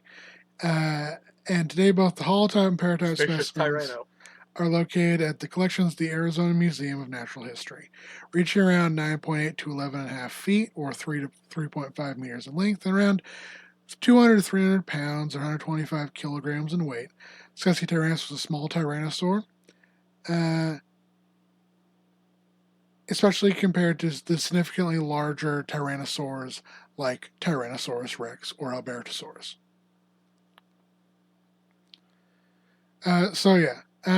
That's the reasoning behind the dubious genuses of Silurosaur and Raptor. And then finally, the last dinosaur in the segment, before we just kind of cover the general plot of it, is Nothronicus. So Nothronicus, here's some cool paleo art of it beating the shit out of a Susky Tyrannus. Just backhands it. Looks like he's about to spank it. Well, technically, this wasn't the last dinosaur because we saw the hawk flying towards the end of the film. I didn't say it was last The hawk dinosaur. flying to a... Ouch, damn. Anyway. So, Nothronicus is a species of bizarre dinosaur. It's a genus of therizinosaur theropod dinosaur lived throughout North America during the early late Cretaceous period, some 94 to 89 million years ago. The first fossils known to belong to Nothronicus were discovered by a team of paleontologists working at the Zuni Basin of New Mexico at the Haystacks Butte site in the Moreno Hill Formation. Originally, the holotype is a hip bone that was originally mistaken for a squamosal bone, part of the crest of Zuni ceratops. However, a closer examination revealed the true identity of the bone, and soon more of the skeleton was found. A New Mexican team led by paleontologists Jim Kirkland and Doug Wolf published their find in the Journal of Vertebrate Paleontology in August 22nd of 2001, making it the type specimen of the new species Nothronicus mckinleyi. The generic name Nothronicus is derived from the Greek nothros, meaning slothful, and onyx, meaning claw. And the silken name McKinley honors the rancher Bobby McKinley, on whose land the fossils were found. The holotype specimen consists of a partial skull, some vertebrae, parts of the shoulder girdle, forelimbs, pelvis, and hind limbs, and a second, more complete specimen was found in Utah by Merle Grafham, in an area that would have been part of the Western Interior Seaway, indicating that this specimen had been washed out to sea during a flood. Two species are considered valid, M. mckinleyi and M. grafhamii, and reach around 14 to 17 feet, or 4.2 to 5.3 meters in length, and weighing around 1,800 to 2,600 pounds, or 800 to 1,200 kilograms in weight. Nothronicus was a medium-sized therizinosaur and had a large pot-bellied abdomen, long neck, stocky hind limbs with four-toed feet, and its arms relatively large with dexterous hands equipped with up to 12-inch long, curved, sharply pointed claws. These herbivorous theropods would have browsed trees and shrubs, similar to sauropods. So this Now, thing, this isn't the... Good. This thing isn't the murder turkey, right? This is a carnivore, right? Which is murder turkey. murder turkey, isn't that what they called it? The weird big paws dinosaur? Dinosaur? I don't remember. To be honest, I'm sorry.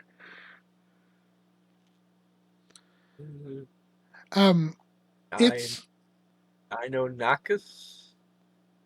Deinonychus? Yeah. So that was a raptor. Yeah.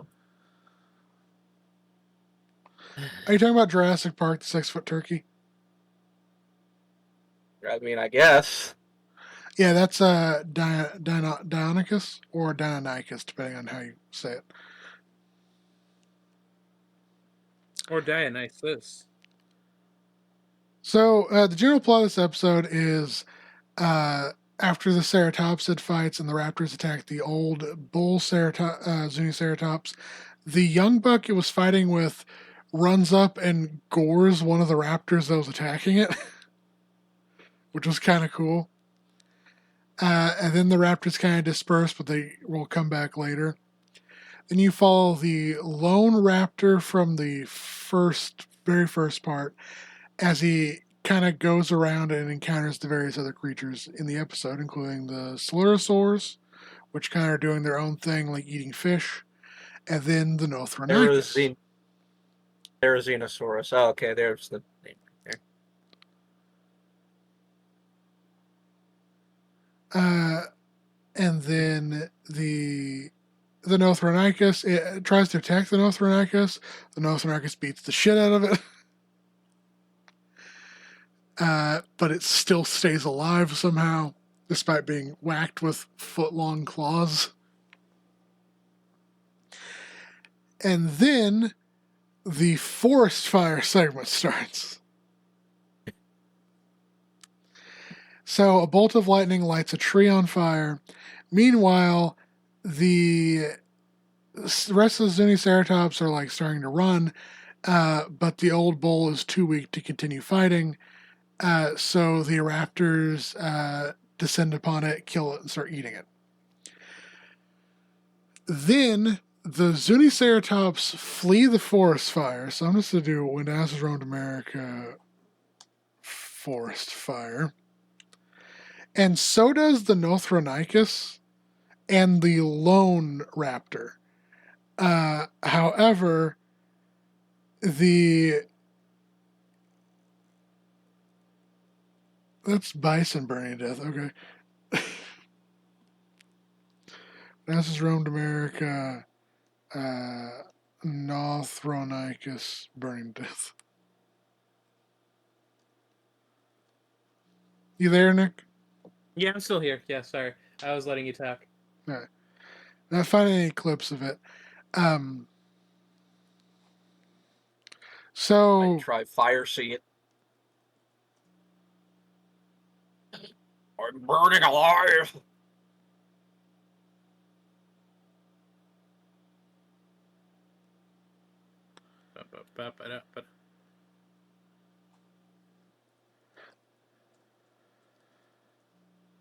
Do you think raptors dream? No, because they're creatures of hubris and sin that have turned away from the light of God. Holy shit! We did have a whole bit while we were watching the movie about how none of these dinosaurs are in heaven because they were born before Christ. Thus, Everybody born before Jesus is in hell. That's from 30 Rock. well, okay, technically, I'm not 100% sure on how true that is because, that's kind of the reason why Jesus was crucified. I don't want to get into this. Never mind. Post-canceled. I understand what you're going to say. Dinosaurs Like, are in Jesus canonically goes to, like, the underworld to save those who are worthy that were born before Christ or something. But he still left the dinosaurs down there. He's like, you see those things? Those things are scary. Yeah, so I'm not finding it, but there's like a whole segment where the wildfire consumes. So the main pack of raptors, despite there being a wildfire, just stay at the Zuniceratops corpse and continue eating until they are burned alive. Son, free food. This is coincidentally not accurate. This is not how animals behave. Because they go out of their way at the beginning of the segment. John Goodman states how like intelligent these creatures are, and they just stay and get burned alive. And it's like if frogs are and toads are like conscious enough to like know to flee fire, then this creature that is so much more intelligent would definitely know that fire burns. I am always lighting toads on fire. I'm always lighting farts on fire. And then unfortunately the Nothronicus also burns alive, even though it ran, and I felt bad for that one. I don't feel anything for any of these dinosaurs. I'm glad they died. And then we cut to the last segment, starting with Triceratops. The evolution of the Protoceratops. No. I don't know what I fucking just Almost got it. You're slightly wrong because Protoceratops and Triceratops lived on different continents. And were much closer to each other in time.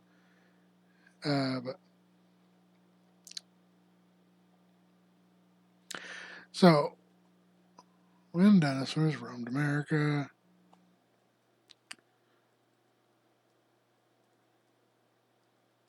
So yeah, we flash forward into the late Cretaceous, where we have a herd of Triceratops just kind of chilling. like a villain. And then we also have the final dinosaur I'm probably going to get like an in-depth coverage of, which is the Nithomimus, which is just there. It literally just standing there in with the Triceratops. So there's no like, there's not a lot of footage to go off of, but like, No, judge its design based on this. Do it. it has feathers, so it's more accurate than Jurassic Park. Damn it. Ornithomimus, genus of ornithomimid theropod dinosaur, lived throughout what is now North America from the Campanian to the Maastrichtian stages of the late Cretaceous period, some 76 to 66 million years ago. First known remains of the type species Ornithomimus vilox, consisting of a partial hind limb and forelimbed, were found by George Lyman Cannon in the Denver Formation of Colorado in 1889. These were first named and described by Othniel Charles Marsh in 1890. And the generic name means bird mimic, derived from the Greek word ornis, meaning bird, and mimos, meaning mimic, in reference to the bird-like foot. The specific name means swift in Latin. Simultaneously, Marsh named two other species, Ornithomimus varix and Ornithomimus grandis. Both consist of fragmentary fossils found by John Bell Hatcher in Montana, which is considered to be Tyrannosauroid material. At first, Marsh assumed Ornithomimus was an ornithopod, but changed his mind when Hatcher found a partial Ornithomimus skeleton in Wyoming. After numerous Ornithomimus remains were recovered, it unfortunately became a common practice to name each newly described ornithomimid as a species of Ornithomimus, regardless of where it was found. Luckily, however, the genus was saved from becoming a wastebasket taxon by Dale Russell, who in 1972 published a morphometric study on ornithomimids. This study established that Ornithomimus and Struthiomimus as both being firmly valid genera, as well as establishing new genera in the form of Archaeornithomimus and Dromaeomimus. Consolidated all the remaining... The alternative Ornithomimus, which was based on being edgier and angrier. To just two species, Ornithomimus vilox and Ornithomimus edmonicus. Additionally, in 1979, Donald Breyer and John R. Horner would find that many of these remains of a creature known as Solorus and Tiquus from the Navesink Formation of New Jersey and Maryland actually belong to Ornithomimus, giving the genus a now continent-wide distribution. Reaching around 12 feet or 3.8 meters in length and 370 pounds or 170 kilograms in weight, Ornithomimus were swift bipedal animals characterized by feet which had 3 weight-bearing toes, long slender arms, a shorter torso, long neck with bird-like elongated toothless beak. Yeah, Ornithomimus, woo! Kicked ass. I'll do...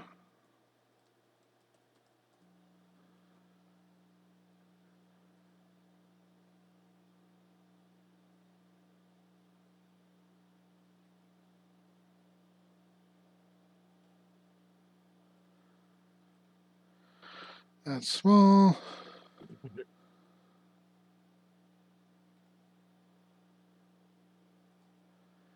Here's what it probably would have looked like.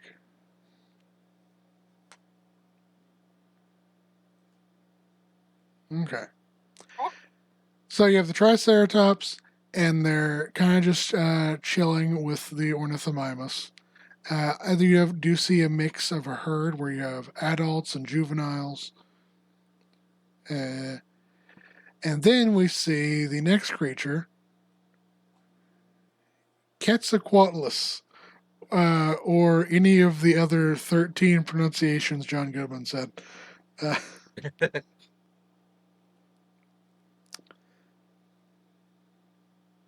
One of these things is not like the other.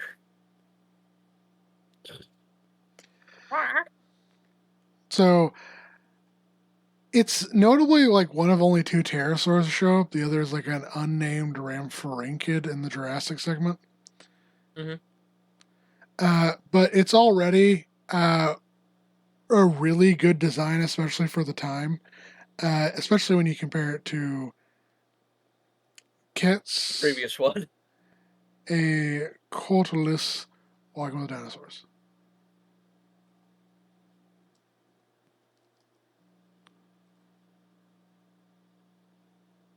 They Quetzalcoatlus until I. Never Go mind. on, go on. No. Finish it. They Finish They Quetzalcoatlus until I watched Dragon Maid Season 2. I don't know And where I was. the character who is pedophile. Yeah.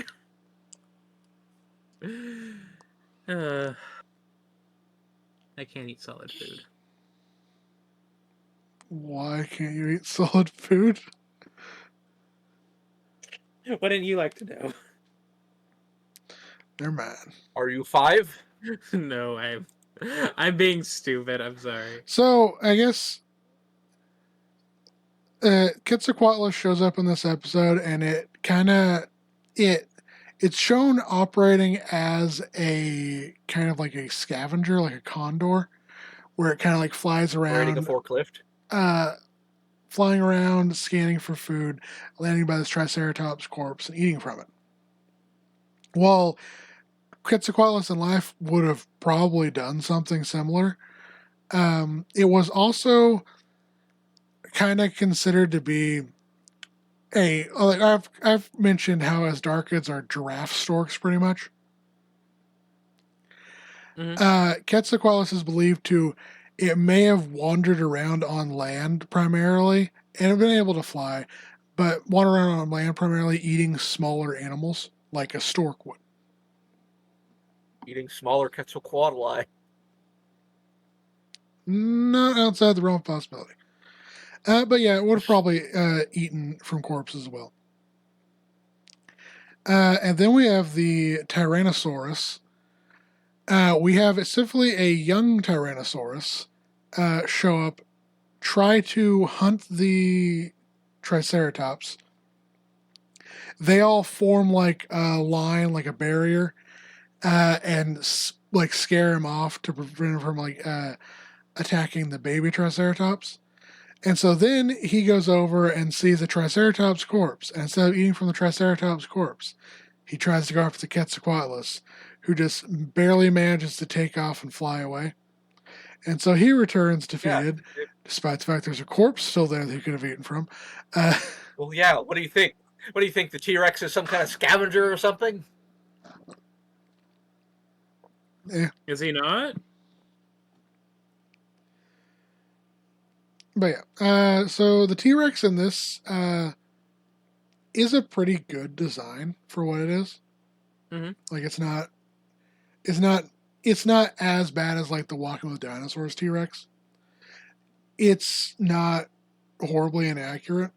I'm not going to say it's like the greatest thing ever, but it's pretty. We don't good. animation model shame on this channel.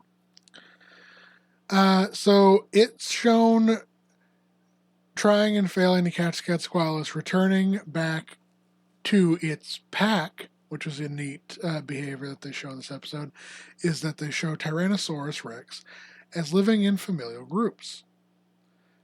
Or you have 2 children and the mother. Mother who broke her ankle in the war and got whipped in the ankle and got pissed off at her kids. Because they're roughhousing and then they end up like hitting her in the ankle. Yeah, and it should be noted that the adult mother T-Rex and the juveniles have slightly different designs. Like this is much more like robustly built compared to the children's designs, which is accurate. The children, the designs that were made by children, which is accurate as younger T-Rex were kind of different body proportion wise to older T-Rexes. Seems like once they get past their teenage years, they really start bulking up and becoming real massive. So then the T-Rex go out. Yeah, me too. And then they start hunting. So they're called a nano-titan. We've previously discussed how a nano Titan is now considered to be Edmontosaurus. Mm-hmm. Like the iPod Nano.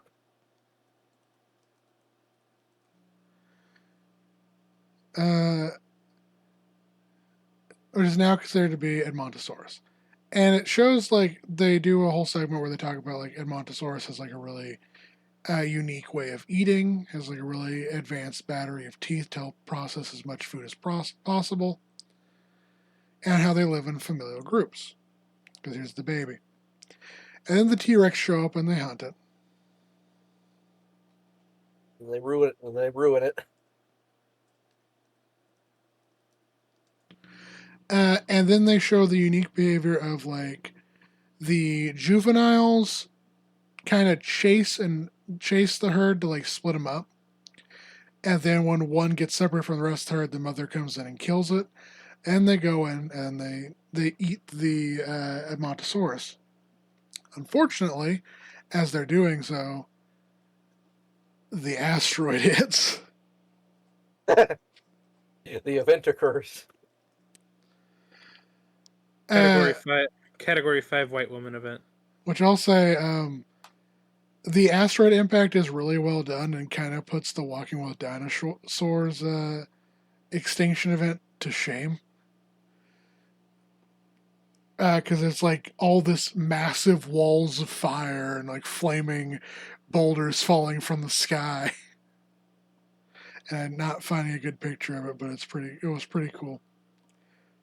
Yeah, you can't do that on Google anymore. You're not allowed. Not allowed to have boulders falling from the sky. You're not allowed to have good pictures. Yep, because Google decided that. But I did find fucking the raptor burning to death.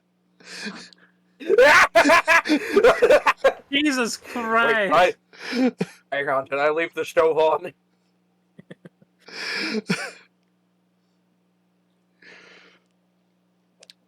Anyway. I feel like there's something I'm supposed to be doing here.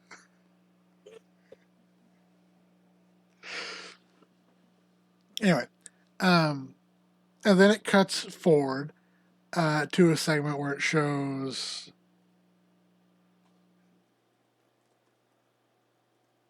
Actually, I think I'll probably find it if I do this real fast. Well, we'll see. So I don't really have much information on. Thank you for this fandom wiki. This incredible image.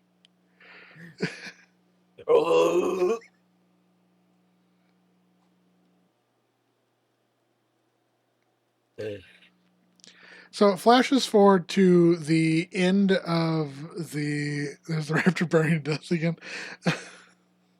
Why is it when I'm not simply searching for it, I keep fucking finding it?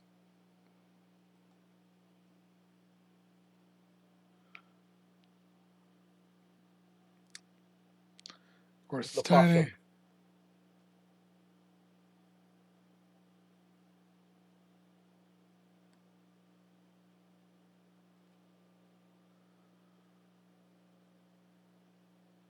No image. And there's an image right there. Anyway, so it cuts forward and it talks in depth about how it's like there's almost a year where there's no sunlight, no plants grow, everything is cold and dim and dark and lifeless, but eventually life does start returning. A turtle comes out of hibernation, basks in the sun. I believe it's a vulture flies in the sky above, and then it shows these are supposed to be the mammal Purgatorius. They're just baby opossums. It's just a possum. But there's a replica of a skull halfway buried in the soil. There's that shitty image quality. Halfway buried in the soil. And these Purgatorius kind of come out of like the eye socket and just start kind of like crawling around on top of it. And then John Goodman says the line. I have these crawling around in my eye socket too. John Goodman says the line, one day the descendants of these creatures will walk on the moon and look back at a time and think of a time when dinosaurs roamed America. And that's the final shot of the film. So overall, what are our thoughts on When Dinosaurs Roamed America? I thought it was pretty good. Honestly, I kind of like. I think it was good, but also at the same time, I kind of think Walking with Dinosaurs has kind of a leg up on When Dinosaurs Roamed America, because I just wasn't a big fan of some of the CG moments in this movie as compared to like the mixture of CGI and like practical effects from Walking with Dinosaurs. I think this was pretty informational. Uh, and I It'd be weird do, if it wasn't. and I definitely think the addition of these people who are familiar with these what's the word, like, you know, the like the little like cut-ins of the people being like, hey, so this is what was going on. Oh, right. uh We forgot to talk about those. oh yeah. Yeah, There was a great deal of white men in glasses with mustaches. and one black one. Wait, I like And then- one I guy don't. with that horrid ass bowl cut. Oh yeah, that poor man. What did your mom do to you? But every so often, and a few of the times it's used to just transition the segment from one segment to another, they'll cut in on like a focus on the animal, and they'll do like X-ray scene over it, and it will be when I was around America, X-ray, Delicious meat. and it will kind of like. Apparently, there's a tier list of the Dinosaurs Roamed America, just the X-ray scenes. Jesus Christ. CSI. Props to this guy for getting better quality images than the official fucking wiki did. I mean, official is a big air quotes. That's true. But they kind of just do like a brief, like couple minute segment discussing like some of the anatomy of the animal, what makes them distinct from other creatures similar to it, or like different locomotion, or like how they ate. Overall, I think. Oh yeah, or I wasn't there for this. I think this version's science cutaway, like Walking with Dinosaurs science cutaways, are superior than not Walking with Dinosaurs. When Dinosaurs Roamed America, ones. science cutaways are superior to Walking with Dinosaur 2025's science cutaways, mostly because they know when to time these right. It just, in that one, they just like build up. Oh, this is gonna happen. All this is gonna happen, and then it cuts to some actors on a fossil dig or some shit. Yep. But yeah, more of our overall thoughts. I should also say that Walking with when Dinosaurs Roamed America was made for a fraction of the budget that Walking with Dinosaurs was made, Mhm. which kind of And I could- explains the worst CGI. I guess I can kind of get that. I What honestly were don't see it. what was Avery's thoughts? That he liked it. Yeah, everybody thought that the CGI was better in Walking with Dinosaurs, and that many of the stories were better in Walking with Dinosaurs. Yes. And that the narrator was better because he doesn't like John Goodman for some reason. And I think Avery might just be traumatized by We're Back, a Dinosaur Story. but he said that some of the storylines in When Dinosaurs Roamed America are pretty good, and that it's more scientifically informative and more scientifically accurate. Because sometimes in the Walking with Dinosaurs franchise, they'll just be like, "Yeah, here's a Leopleurodon. It's like 50 times the size it was in life. Fuck you." Actually, I know we keep talking about the raptor being like getting set on fire, but that moment is just so Like I don't think like if you have not watched this movie, I need you to understand. Like this was fucking hilarious to watch in real time because like you are watching the scene and this raptor is just standing there and you think, oh, he's gonna die from smoke inhalation because he didn't have time to get away because he was chasing down his prey. No, he just stands at this tree and the flames engulf him and he screams and then he dies. It's fucking insane. At And least that's not at least like the Northronicus tries to run away. and that's not even the like A the low, I found a low quality clip of it. I'm posting it in the recording. All right. and that's not even like This was sorry. filmed on somebody's phone. All right. and this isn't like even the craziest like moment well away like towards the beginning we have a scene of the like the asteroids hitting the earth and the sound effect Yeah, that you they lost your mind on that. because it was so okay. I kind of lost my I didn't even hear it. I lost my mind Largely because Aura started laughing over it. I kind of lost my mind twofold because on one hand just the sound effect itself just seemed so out of place. Yeah, this is the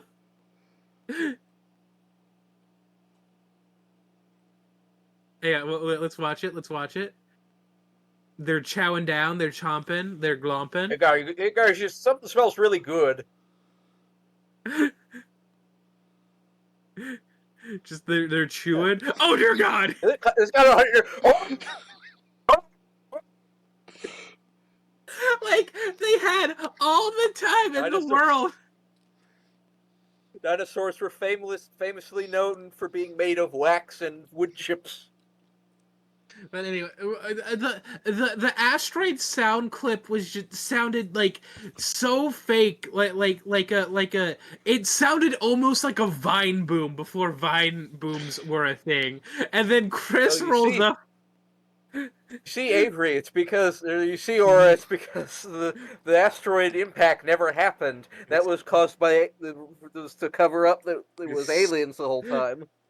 And then Chris rolls in with the fart noise, the No, sneaky I did squeaker. Oh, you did that?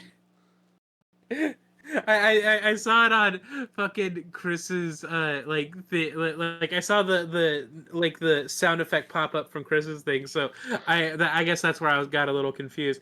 But that took me out as well. What else? What else? Can't find Also, when the one dinosaur like breaking his fucking leg, that was also really funny because he's just walking and then he fucking like accidentally trips in a pothole or some shit.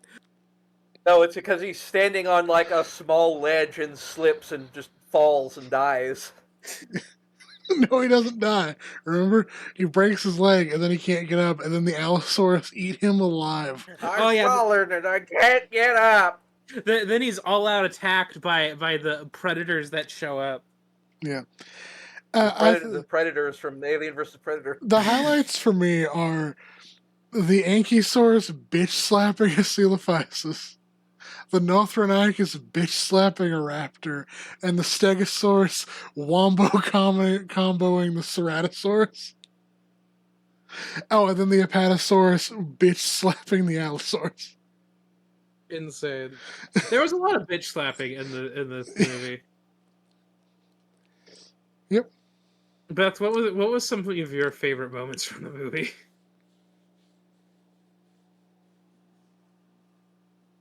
I like the part where the monkey ate the puzzle piece and then the man in the yellow hat had to take him to the hospital. That didn't happen. I might have been watching something else. Oh, and we can't forget all the baby murder. Baby murder is always fun in a dinosaur movie. Yeah, occasionally there weren't as many like baby babies in this who were Mhm. getting murdered.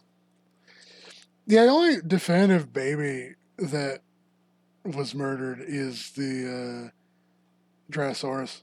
But even then, it's not that young. Yeah, it's like a couple years.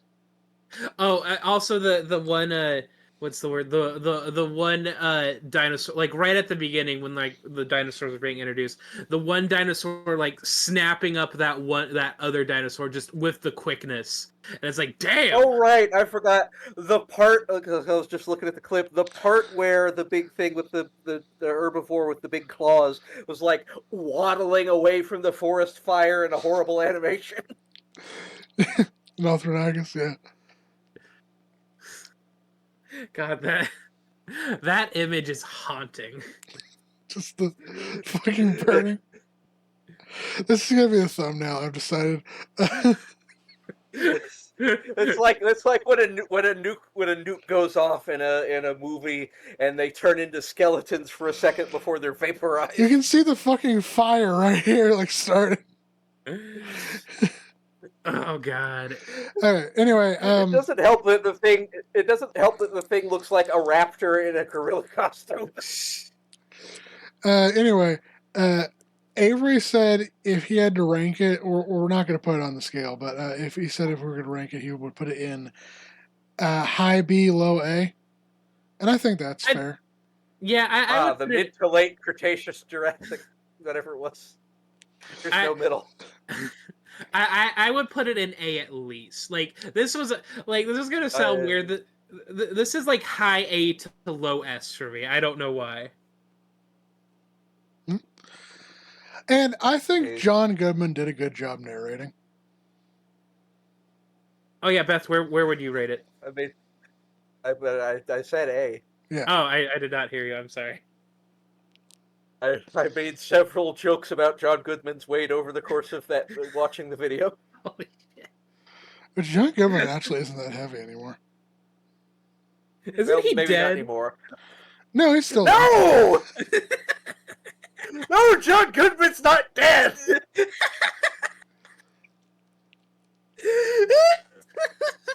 Yeah, this is John Goodman now. Oh, is he seeing anybody Yeah, right John now? Goodman existed several billion years ago. He died. Okay.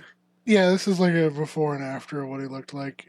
When he got older, like his metabolism like changed. He doesn't eat quite as much, and he's lost quite a bit of weight.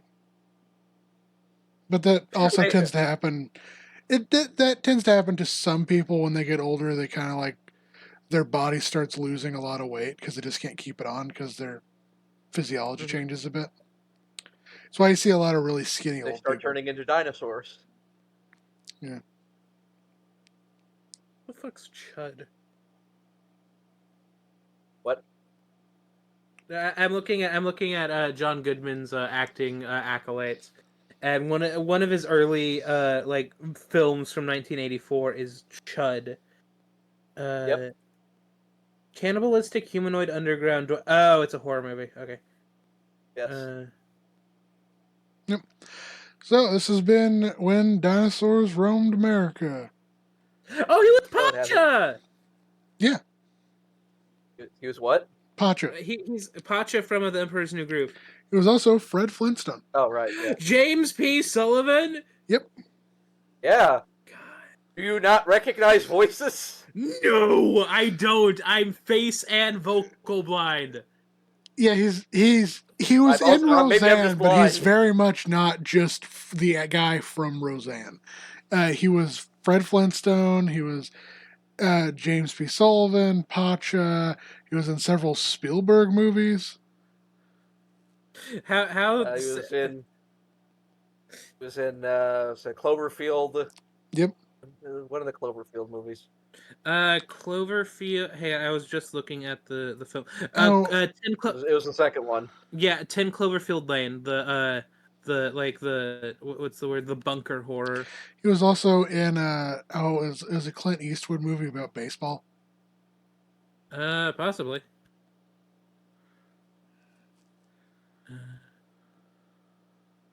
Yeah, so I'm looking through his TV accolades. He even plays a Pacha in The Emperor's New School. Yes. And you knew him from We're Back, A Dinosaur's Tale. I'm gonna. Why is that weird? Why? Of all the things, that's where you specifically know him from. I've never even seen that movie. Tune in Can next I- time when we rank We're Back, A Dinosaur's Tale. Can I be honest? I only knew about that because we were on his Wikipedia page, and I saw that he voiced Rex and We're Back, A Dinosaur Story, and was Fred Flintstone. Yep. Alright. So tune in next time when we rank this movie. Bye. Bye, everybody. We'll be back.